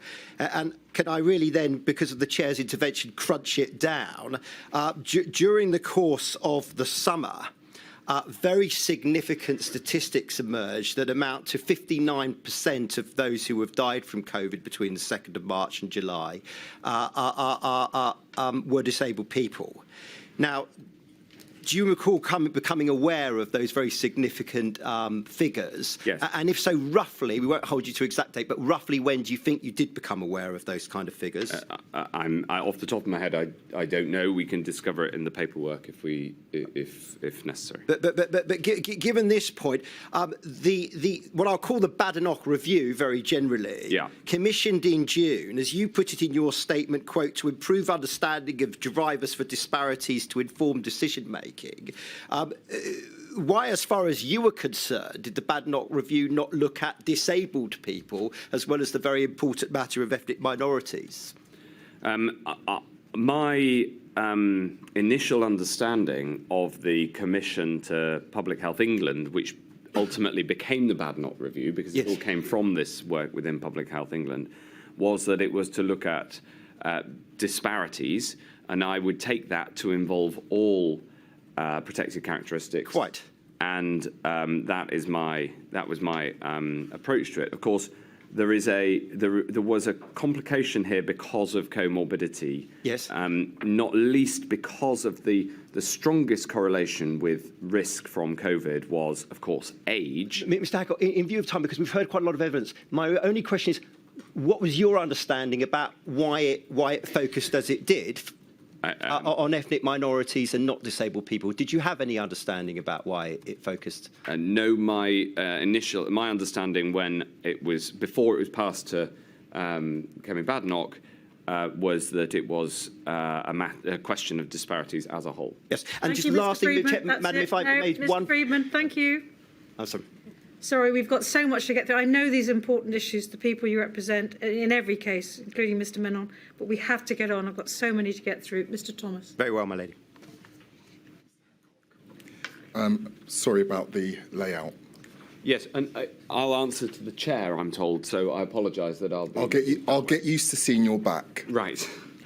I represent the Federation of Ethnic Minority Healthcare Organisations. Yes. FEMHO, the very frontline workers that the public was clapping every Thursday evening at about 8 p.m. I'm sure you remember. Absolutely. Now, I've only got a small handful of questions that I wish to explore with you, and these can be divided into two topics. So let me turn to the first topic. This morning you said, Mr. Hancock, that, quote, I was particularly struck by the death of the first 4 NHS doctors, 3 of whom were from an ethnic minority background. I was acutely aware of the disproportionate impact on those from ethnic minority backgrounds, especially among the wider NHS workforce. Yes. Etc., etc. Question. Please help me with this. What steps, if any, did you take to engage with the Black, Asian, ethnic minority leaders in healthcare about the disproportionate deaths within their ranks during this early period? Well, I engaged with the NHS leadership on this question, including people from all ethnicities, and I was engaged heavily in issues around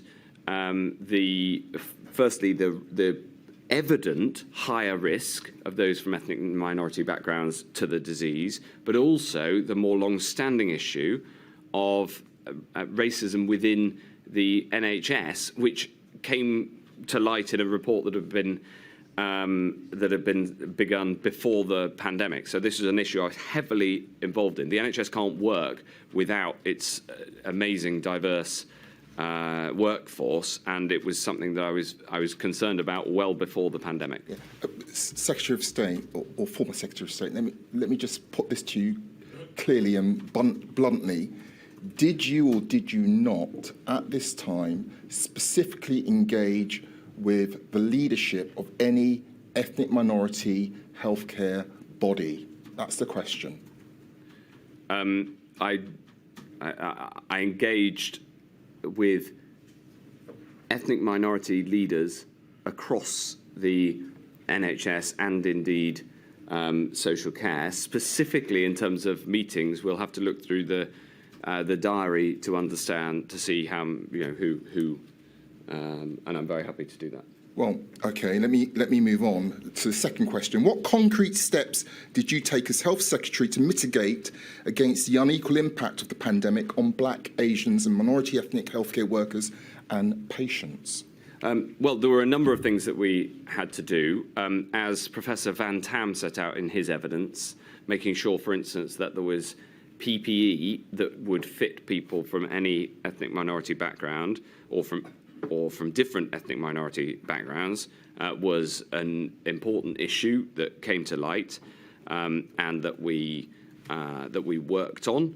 And there was a wider question of how to protect all healthcare staff, because there was a disproportionate impact of the virus on people from ethnic minority backgrounds, because they were disproportionately engaged in patient-facing roles in the NHS. And by disproportionate, I mean that in terms of the numbers, the statistics. It's not, not about whether that should have been the case or not, which is an important question. But at this point, it was about how do we protect people in those, especially in those patient-facing roles. Would you agree that part of this was as a result of structural inequalities? Would you agree with that? Yes, absolutely. And in fact, part of the work was about trying to understand what is to do with structural inequalities and the higher likelihood of people in especially patient-facing and service roles being from ethnic minority backgrounds, and how much was a clinical question of the higher likelihood of COVID causing severe disease and death according to ethnic background. And those were two overlapping and incredibly important considerations that the initially PHE and then Badenoch review was intended to try to get to the bottom. Right, let me move on. I've used up half of my time. Can we call up INQ 000176785, please? This is the WhatsApp exchange between you and Helen Whatley in June 2020. Ms. Whatley writes to you, quote, "One more thing on the NHS workforce. I think that Black, Asian and minority ethnic next steps proposed are important, but don't go far enough. There's systemic racism in some parts of the NHS, as seen in the NHS BT. Now could be a good moment to kick off a proper piece of work to investigate and tackle it." You respond by saying, yes. Agree 100%. Can you make that happen? And she confirmed that she'd be delighted to do so. A couple of days later, she messages you again and raises that, quote, no one seems to be mentioning the NHSE risk reduction framework, which recognises age and ethnicity as a risk factor. Yeah. And she says that she's flagged that with number 10. Yeah. Right.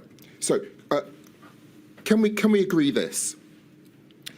You accept, do you not, Ms. Whatley's assertions that there was systemic racism in the NHS? That's correct. We can agree that, yes? Yes, and I'd in fact addressed exactly this question even before the pandemic, given a speech on it, referred to it in 2019, and there was this internal report into racist behaviour in NHS BT that was published on the 9th of June, so the day before this exchange started. So we've got that response in mind and what you said earlier today, but let me ask you this. And I've seen that you flagged it to number 10 and Miss Badenoch. Yeah. But let me ask you this. Did you or Ms. Whatley take any further steps regarding the recognition of ethnicity as a risk factor, aside from flagging it to number 10? And if not, why not? Yes, well, so she flagged it to Ed Argar, who's another minister in the department responsible for the NHS, whereas Helen Whatley was the minister responsible for social care, and number 10. She was also had responsibility for the NHS workforce, hence her interest in this area. Yes, what happened was that this is just before the Badnock review is announced. So what happened was that in order to strengthen the response in this area, the Department for Equalities was essentially brought in to do this. Okay. Was it raised within senior personnel within the NHS, for example, as a guidance or as a reminder? Yes, especially in the context of the NHS BT report, which was an important report and needed action to respond to. I mean, this was something I really care about and took the action that was necessary. And you can see by my immediate reaction within 10 minutes, yes, agree 100%. Right, let me move on to my last questions. I've got two more last questions. I want to get them done very quickly. It's alleged that a chapter was removed from the Public Health England report on disparate impact on Black, Asian and minority ethnic groups prior to publication. And media reports at the time suggest that this was at your office's request. One such article states, quote, one source with the knowledge of the review said the section did not survive contact Matt Hancock's office over the weekend. And if you need the reference is INQ 000308410. I'm not asking that it be called up, that's just the reference. Yeah. Exclusive government censored Black, Asian, minority ethnic COVID risks reviews news health service journal. Yeah. Question. Can you explain the circumstances surrounding this paragraph's removal?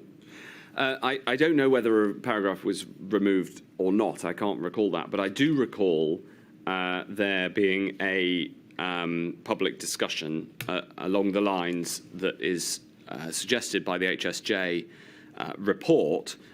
I saw Minister Badnock's testimony to this inquiry, and I agree entirely with what she said. I accept that the decision to change the report into two reports, one essentially reporting the evidence that had been put forward, and another essentially a statistical and scientific report. I accept that caused a distrust in the process. Honestly, my response to the paperwork that you've suggested, which you mentioned, which I've read, is that if that happened, and I'm not aware of whether I had any engagement with it at that time, it says Matt Hancock's office, it may have been that this was the beginning of the separation of this report into two separate reports, and I concur with what Kemi Badnock said. Right, Ms. Hancock, let me ask you my last question. Can we agree on this, Mr. Hancock? That on reflection, the UK's government was not as well prepared and equipped to deal with the challenges of the pandemic that were experienced by Black, Asian and minority ethnic healthcare workers. That is, the disproportionate death rates and worse adverse health outcomes. Can we agree on that? Well, I think that's true. It's also true of the response in terms of everybody, and I think that the lessons that we're learning here, specifically in terms of disparities and the impact, disproportionate impact on people from ethnic minority backgrounds, is a very important part of the lessons that we need to learn for the future. I think we're agreed. I think we've agreed on almost everything. I think we have. Thank you. Thank you, Mr. Thomas. Mr. Stanton. Thank you, Madam Lady. Oh, again behind you, I'm afraid, Mr. Hancock.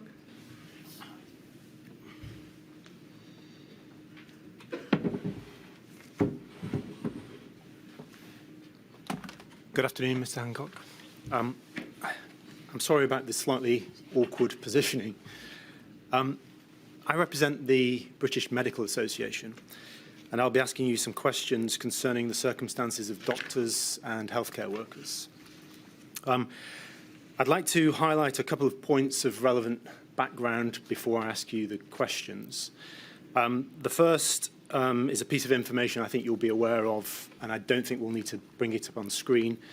It's an ONS survey from July 2020 which showed that healthcare workers and social care workers were at 6 times more increased risk of infection. Yes, of course. And just for the transcript, that reference is INQ 000 271363.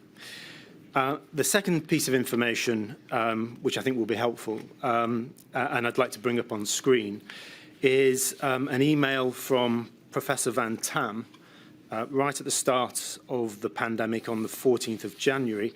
This is at INQ 000 151314, and hopefully you've got that before you. And it's just the first point in the email that I'd like to bring to your attention.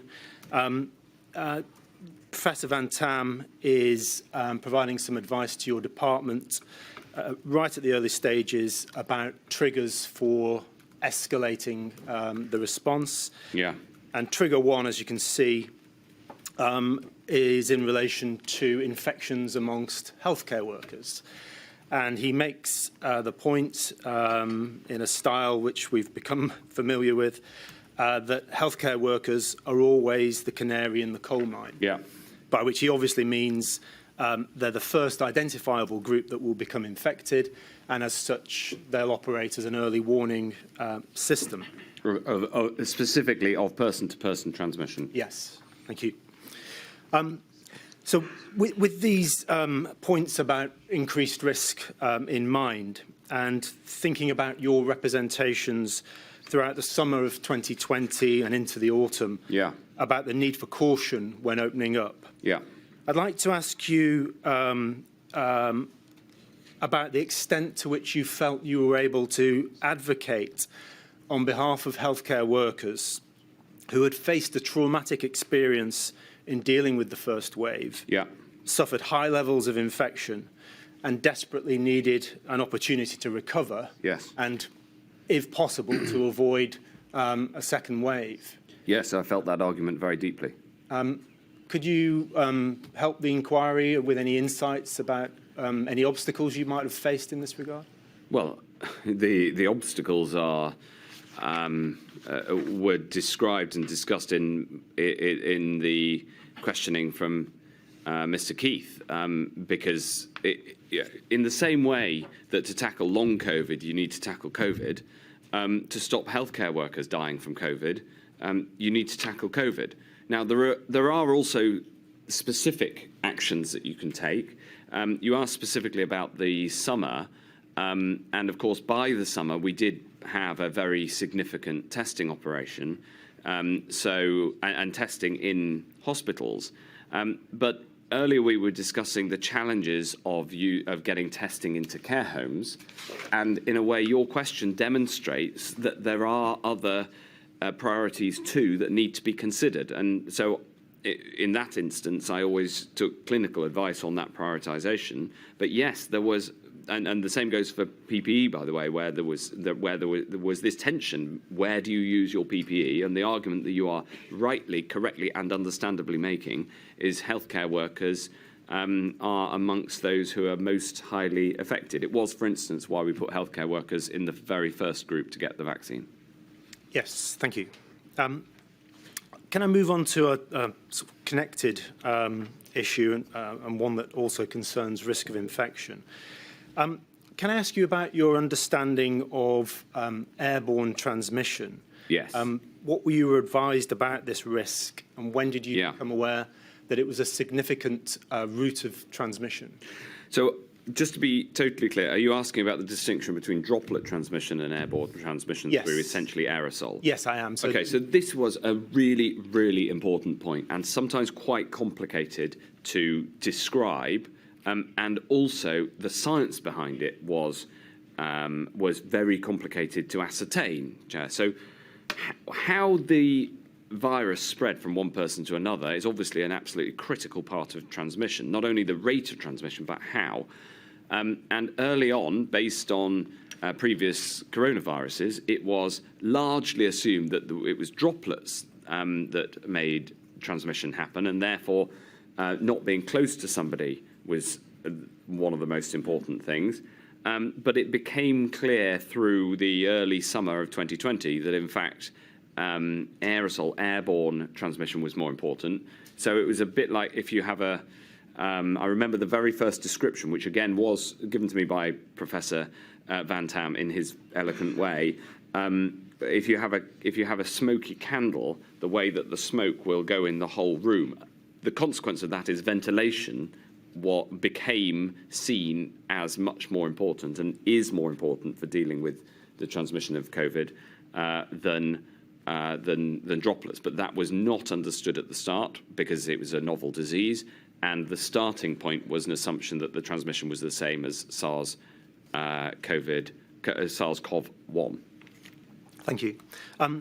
You spoke at length yesterday about your regrets in relation to asymptomatic transmission. Do you think there are any parallels and lessons to be learned with aerosol transmission? For example, should a more precautionary approach have been taken? With hindsight, obviously, but I think at the time, the science on this was really was unclear. But I do think, to your point, a lesson for the future is that when you have a disease that spreads without necessarily person-to-person touch, then you should immediately assume that good ventilation should be part of your infection control procedures. Thank you. I'll move now to my last question area. You'd mentioned earlier that during the early summer of 2020, airborne transmission became more important, or yes, it was realised that it was more significant. Can I ask you about decisions taken in June, at the end of June, to stop purchasing PPE? So you've told us about your direction to begin purchasing, I think, towards the end of January. Right at the end of January, yeah. Obviously, that does need to come to an end at some point, and at the end of June, stop notices were put on purchasing of PPE. Your Permanent Secretary, Sir Christopher Wormald, addresses this in his statement. FFP3 masks were no longer purchased after the 30th of June. And as you'll be aware, these are the masks that provide maximum protection from airborne virus. Given that the awareness of the risks of airborne virus were growing at this time, and given the likelihood that a second wave was coming, and also given the shortages of this very important piece of equipment, do you think the risks of transmission, aerosol transmission, were fully factored into this decision to stop purchasing? I don't know. We'd have to look at the chronology. I don't know the date of my conversation that I just described with Professor Van Tam. And the first hard evidence I saw on this was evidence from a Spanish study. So this was clearly an international issue. Having said all of that, it is absolutely clear that this is an important part of the lessons learned exercise, because having the right stockpile in a pickable format so that you can get it out quickly in a crisis of kit that fits everybody, no matter their gender or ethnic background, is a very important lesson for the future. So irrespective of the chronology, which I'm happy to look at in the paperwork, for the future, it's not just about having a PPE stockpile, it's about having a PPE stockpile that is the most likely to be immediately and urgently useful in the event of a pandemic. Thank you, Mr. Hancock. Thank you, Mr. Madeleine. Stanton. Very grateful. Ms. Davis. Ms. Davis is over there, Mr. Hancock. Mr. Hancock, you can see and hear me all right? Yes. Good. I ask questions on behalf of Southall Black Sisters and Solace Women's Aid, and you'll know that they're part of the Violence Against Women and Girls sector, yes, dealing with them. So my topics are on domestic abuse. Yes. Can I start with the regulations, which, as you say, you had responsibility for signing off? Yes. And under the regulations that came into force on the 26th of March, as you say, they weren't the first ones, but they were the ones for lockdown. then the requirement was to stay at home. There were certain exemptions from that, and three of the exemptions is in fact, is that people could leave if they had to access critical public services, including services provided to victims, such as victims of crime. Yes. And another one, that they could leave in order to avoid injury or illness or escape of a risk of harm. Yes. Did you have in mind the need to leave domestic abuse when Yes. you approved those Yes. exemptions? Did you ever consider a parallel provision, and I'll put the scenario to you, in normal times, outside of lockdown, outside of pandemic, then it's not at all unusual for women, it's mainly women, who have to leave as a result of domestic abuse. If they don't go to refuges, they might go to their sister or their mother or their best friend and stay in the spare room, get some respite time while they make decisions and so forth. There's nothing in the regulations that allows for somebody to let somebody else into her home in order to provide a refuge, a place of sanctuary, a safe place to think. Did you ever consider that sort of parallel provision, parallel to the idea that you could leave, you could also go and stay with a friend or a relative? I don't recall that being brought to my attention, that consideration. I had an excellent team who cared very deeply about this subject and the impact of the regulations on people, as you say, mostly women who are subject to domestic abuse and violence. I also remember that Theresa May raised this in Parliament and was a strong advocate, but I don't recall that being brought to my attention. Had it been, I'm highly confident that I would have said that we should put in place such a provision, because the impact on the overall virus would have been relatively low, because although the numbers are far too big, they are, as a part of the population, relatively low. And in the same way that we realised that our initial regulations in terms of how they impacted funerals, for example, were much firmer in their interpretation on the ground than we had intended, and we therefore changed them. That is the sort of thing that I would have certainly been open to considering, and I'm pretty sure I would have been in favour of it had it been brought to my attention, but I haven't seen any paperwork on this question. Open to considering is helpful, thank you. Let me move on to my next topic, and that's about testing key workers, and you talk about that in your statement, and setting up the priority scheme for testing key workers. Did you include as key workers in the domestic abuse sector, refuge workers and so forth? I took it was not a Department for Health decision on what was a key worker, so I took the list of key workers as read. I can't, off the top of my head, remember, although there was who came up with the list, although I'm pretty sure it had cross-government sign-off because of the impact from every department. And policy with respect to domestic abuse is a Home Office matter, I think. Principally.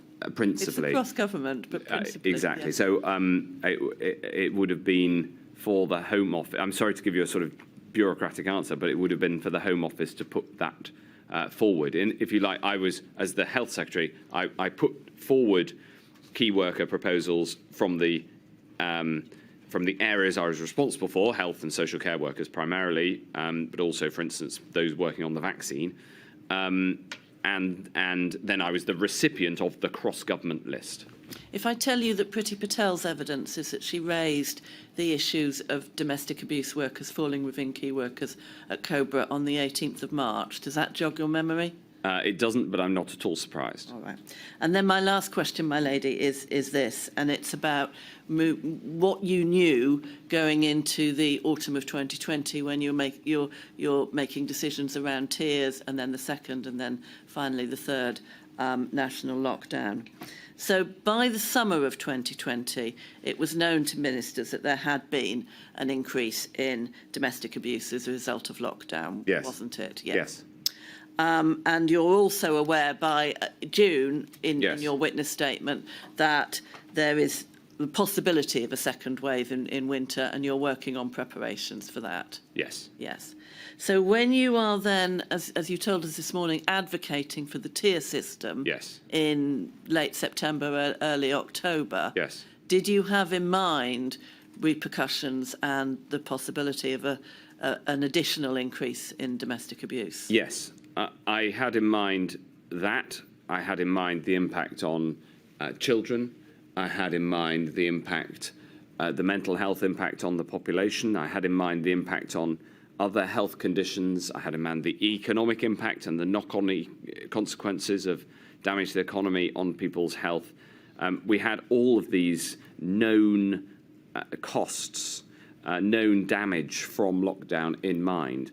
Of course, I had to weigh that against the, by then, known and clear damage and cost and loss of life from the virus, and to me, as I've described earlier, the balance of those two horrible outcomes was clearly that we did need to take action to lock down, and so I think you can see from the paperwork that even ahead of the March lockdown, we knew that there would be consequences that were damaging of these lockdowns.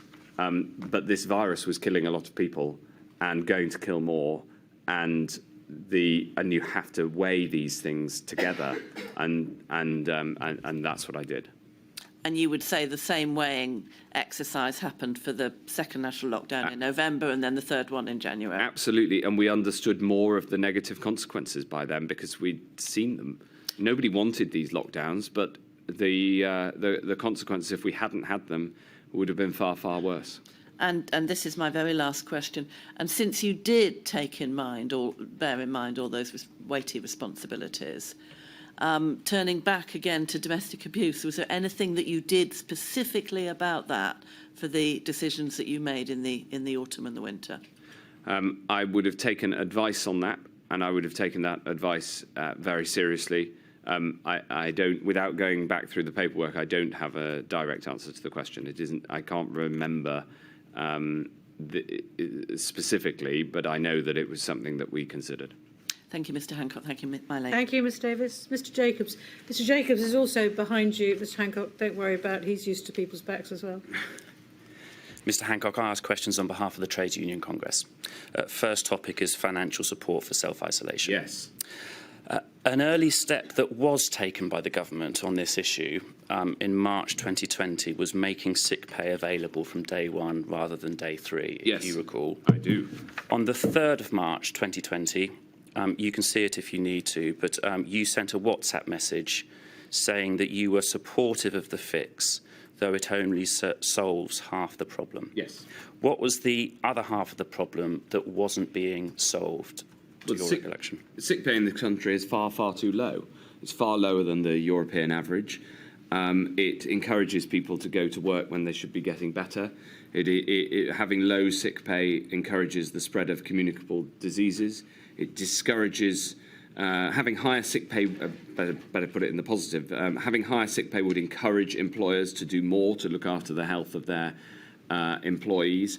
Before the pandemic, I'd been on an internal government campaign to significantly increase sick pay. I'd double it if I had a magic wand. So moving from 3 days to 1 day payment was a small step, which I obviously was necessary for the pandemic, but I enthusiastically embraced. But I would have gone far, far higher. We needed isolation payments from the start. We got them in the end by September, and I pay tribute to the Trade Union Congress for their campaigning on this issue, which helped me get it over the line. And on that point, Mr Hancock, you may recall appearing on Question Time on the 19th of March 2020 and accepting in response to a question from Francis O'Grady, the then General Secretary of the TUC, that you couldn't survive on the £94 per week of statutory sick pay. Yeah. And it should be higher. I think Francis O'Grady is wonderful and gave great service to to the country in the role that she was in, and she made an argument that I very strongly believed in. It was a. Sorry, Mr. Hancock, I do have limited time. In fairness to got me on you, one of my pets. the TUC may not thank me for interrupting you in praising Francis O'Grady, but I better move on. In fairness to you, in response to questions from Mr. Keith yesterday about Eat Out to Help Out, I think it was your evidence that at the time you were campaigning internally to get funding so that those who test positive would isolate, which you eventually got in place in September. Yes, Dido Harding and I had a very strong campaign on that. And who needed to be the target of that strong campaign, i.e. where was the resistance? Well, we needed to get cross-government agreement, and that is the government's a large beast, so there were all sorts of people we needed to get on side for that. Mr. Hancock, clearly you need cross-government agreement, but where was the resistance, straightforwardly? Well, I can't remember. You'll have to look in the paperwork, but you need to have number 10 on side, Cabinet Office on side, and Treasury on side. For something like that, you'd also need to have the DWP on side, because although this was a pandemic and therefore I was driving it, it would typically be something close to their hearts as well. Okay. I can't remember precisely what the dynamics of that debate were. The Test and Trace Support Payment Scheme came in on the 28th of September, Monday the 28th. I'm going to ask you about notes made by Sir Patrick Vallance of a meeting on the 25th of September, so the Friday before that came in. Okay, it's page 621 of the inquiry schedule of his notes, 273901. And we can see, Mr. Hancock, it says, cases, admissions and deaths all up. PM obsessed with testing again. Are people actually doing the self-isolation? So Sir Patrick argued that low levels of isolation is key.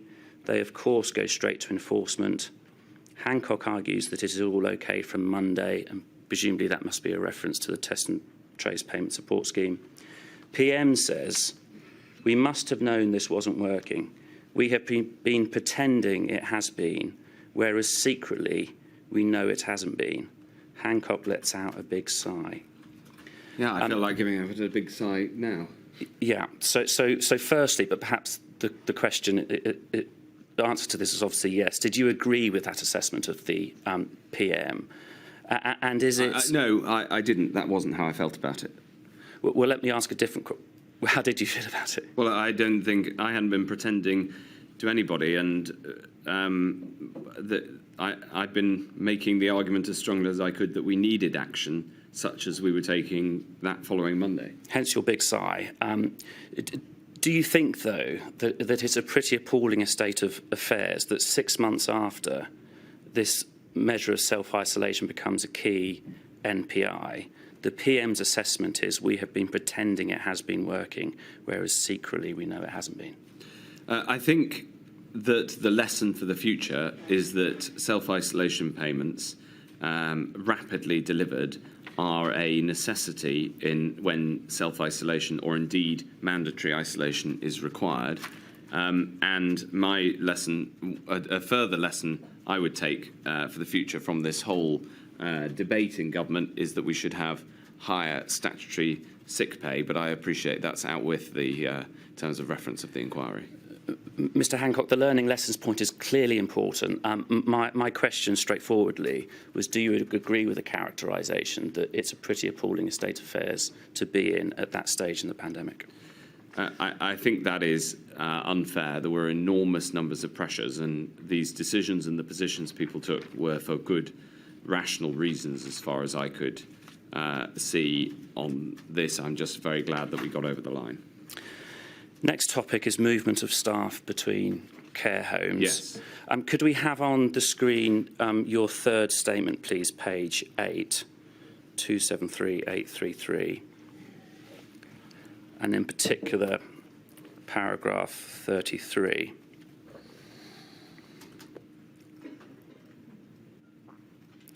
So you say, Mr. Hancock, in respect of staff movement between care homes, from the moment it became clear that staff movement was a vector of transmission, I pushed hard to limit and then ban staff movement. Various arguments against were presented, including that staff are essential for the sector, which of course they are, but I took the view that the need to stop infections getting into care homes was more important. Mr. Hancock, is that misleading in the sense that whilst it may have been true of your position later in the pandemic, in the first few months of the pandemic, it wasn't your view? When I wrote this, I hadn't seen the paperwork from essentially February, March, which showed that some had been raising this issue. And at that time, the concern around, as it says here, staff being essential for the sector was the primary concern because the vector of transmission point had not been proven. And so my position on this is now more nuanced because I've seen further paperwork that on this matter. Well, you say, Mr. Hancock, more nuanced. It's actually the reverse of the actual position in the early months of the pandemic, isn't it? The critical point is this. From the moment it became clear that staff movement was a vector of transmission, early on we did not know that. It's all tied up with the asymptomatic transmission debate. And essentially when it became clear from early April that asymptomatic transmission was a serious problem, as opposed to being a suspected problem, which was the position earlier, then that has an obvious and immediate consequence in terms of staff movement being a vector of transmission. So it's all about the confidence with which you hold the different likelihoods. It comes back to the massive uncertainty early on. Mr. Hancock, if it's known that a workforce is characterised by low-income and insecure work and that there's large movements between care homes, is it not a rather straightforward point that that's going to be a risk for transmission? No, because if you think that transmission only comes from symptomatic people, which was the formal scientific advice to me up until the CDC evidence on the 3rd of April, as we discussed yesterday, then that does not hold so long as people who feel ill, symptomatic people, don't go to work. So that's the distinction. You see, if I may expand on that a little bit, the point is that limiting staff movement has a known direct negative impact, and as we'd seen, for instance, from Spain, could have very serious negative consequences. We didn't know with certainty I put it here, the vector of transmission. So you had a known negative and an unknown negative on the other side, and I was trying to balance these two things. But what I do accept is that my position on this is more nuanced than set out in paragraph 33, because since I wrote that, I've seen more documentation. I'm sorry, Mr. Hancock. These are all matters you were aware of at the time. You were in the meeting rooms discussing these issues. These aren't matters that you have learnt about since this inquiry, are they? I wrote this 3 years after all of that, and so actually looking at the paperwork has been a really important part of getting to the bottom of things. Well, yes. Before I move on to my final issue, focusing on the action taken following April, when you say it became clear that it was a significant issue, could we have page 61 of the Valence schedule, 273901? So just to orientate ourselves, Mr. Hancock, it was on the 15th of May that your department issued discretionary guidance on limiting staff movement. And then 11 days later, on the 21st of May, care homes meeting, PM is now putting real pressure on them to sort things out, but still they won't stop people working across more than one home.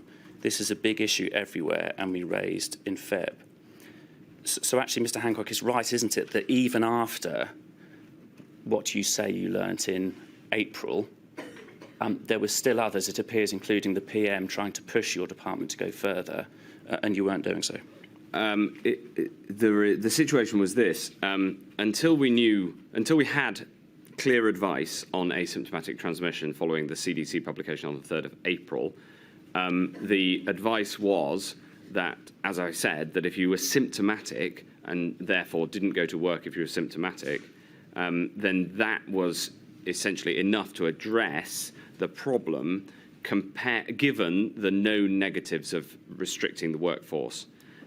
Once that advice changed, because the scientific advice was updated, and remember, I'd commissioned scientific advice on asymptomatic transmission on the 11th of March, and it had taken several weeks for that to finally come to fruition over the, in terms of asymptomatic testing on in that case, the 14th of April. So there was, whilst that work was going on, the initial position was that stopping people with symptoms from going to work was enough. We then... I'm sorry, Mr. This is important. I'm answering your last question. We then put in place a strong guidance against working in more than one care home. That had the result of a 90% reduction in people working, the number of people working in more than one care home. I then wanted, to this point, to legally ban people from working in more than one care home. And the paperwork shows I pushed that all through the autumn. We got within days of announcing it a number of times. It was variously blocked, and eventually I dropped that proposal after it was finally blocked at the start of January 2021, and we brought in the third lockdown. So this was a point of great frustration to me. I hope that's a full explanation of the trajectory of this particular policy. But just to remind you of the question, is it right factually that even after April, pressure was being put on you, including by the PM, to go further than the discretionary guidance? That never actually happened, did it? I continued to push for full legal restrictions on working in one care home, and that I was not allowed to announce that. I couldn't get cross-government agreement. I'm going to try and deal with the final topic in 1 minute, Mr. Hancock. Okay. Decision-making in education. 6th of August, you describe attending a meeting where plans for reopening schools in September are discussed, as are various contingency plans given the precarious R rate at that time. So, for example, the documents you exhibit talk about the possibilities of informing secondary schools that they may need to rotate and things of that nature. Sir Patrick, in his note of that meeting,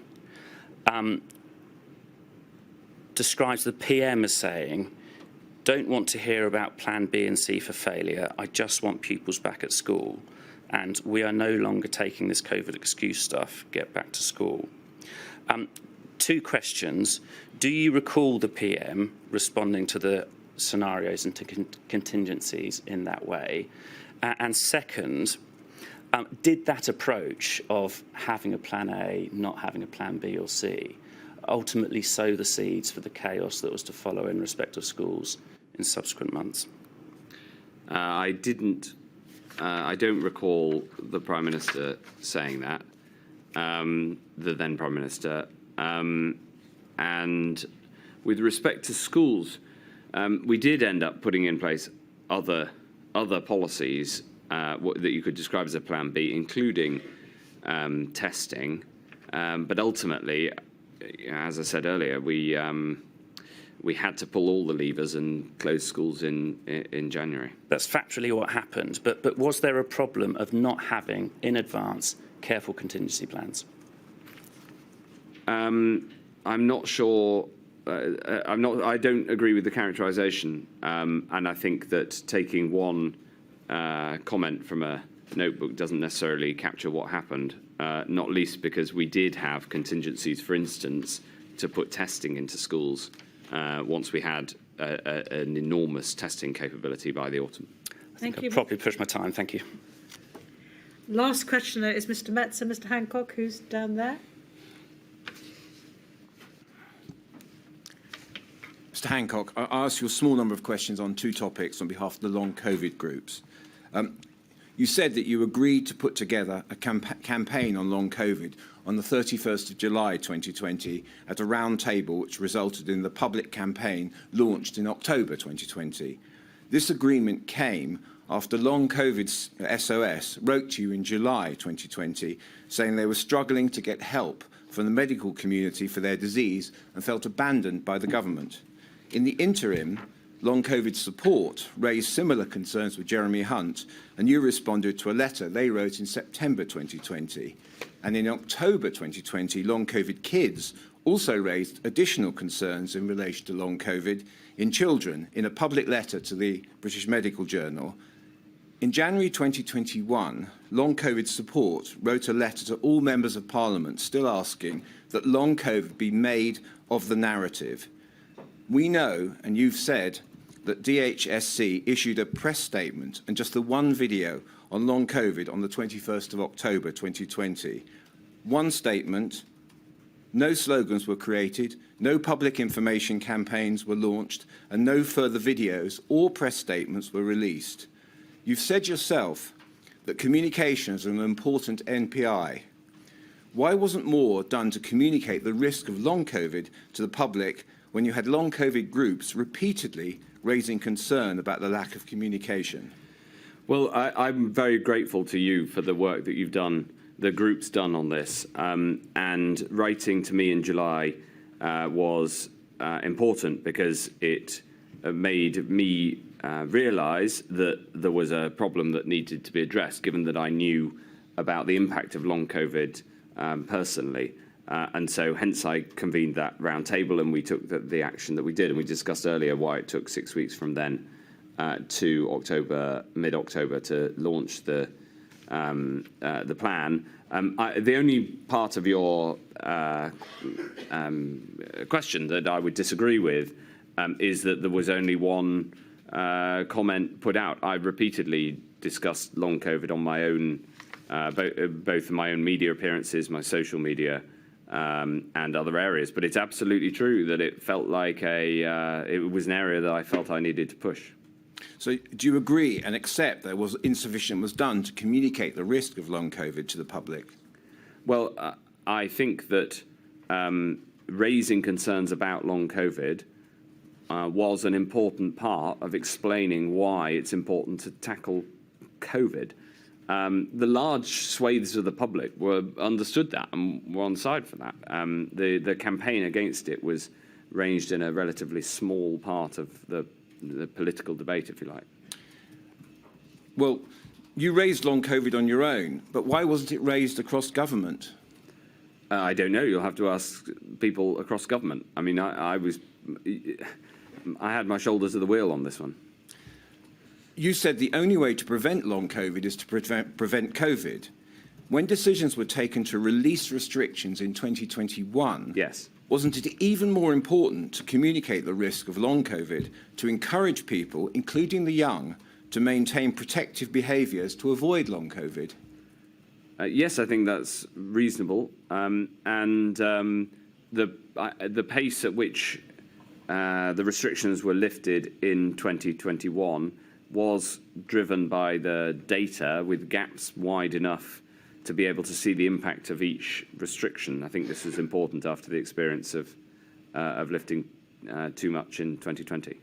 Well, do you accept, therefore, there was a failing to communicate sufficiently the risk of long COVID in 2021, particularly concerning young people? I think that I haven't seen the amount of cross-government communication there was on it. All I can tell you is that this was something I was personally concerned about and used my own communications to reinforce the point. All right. On the second topic, we know that the DHSC established external ministerial roundtables on the long-term effects of COVID-19, and these were chaired by Lord Bethell in October 2020. Yeah. You attended one of the roundtables on the 23rd of February 2021. Don't think we need to go to it. Yeah. INQ 0000600080. Yeah. Patient advocates also attended the roundtables and have said they couldn't see how the discussions translated into policy. The question is, how did insights from the roundtables inform the decisions that you and other decision makers made in response to the pandemic? Well, what I'd say is that getting action on this subject was hard. And even as Secretary of State and with an excellent minister, Lord Bethell, who did a brilliant job during the pandemic, even with both of us pushing on it, it was difficult to get the movement that we needed within the NHS. You know, sometimes people describe working in government as wading through treacle, and long COVID was undoubtedly an area where I didn't get the responsiveness that I would have hoped for and did get in some other areas. Can you explain why? Can I explain why government works like that? I mean, crikey. No, can you explain specifically why long COVID didn't get that attention that you personally felt it deserved? I think it was because it was fundamentally difficult within the health system because of the very wide variety of ways it presents. In fact, I'm worried today that long COVID is not getting enough support, and I've heard rumours that there are some long COVID clinics that are under threat of closure. I think that would be a mistake. So, sometimes in government you make a decision and things happen quickly, and sometimes you make a decision and nothing happens at all. This will be. It's not true to say nothing happened at all. We did open long COVID clinics. Many of them are still open today. As I said earlier, my mother is still a patient at one of them. So I still follow this issue closely. But I would just say that long COVID was one of those issues that is closer to the wading through treacle than the government machine responding as an orchestra does to their conductor. Thank you, Mr. Metzer. No, sorry, Mr. Metzer. Thank you, my lady. I've been tough on everyone else. Indeed.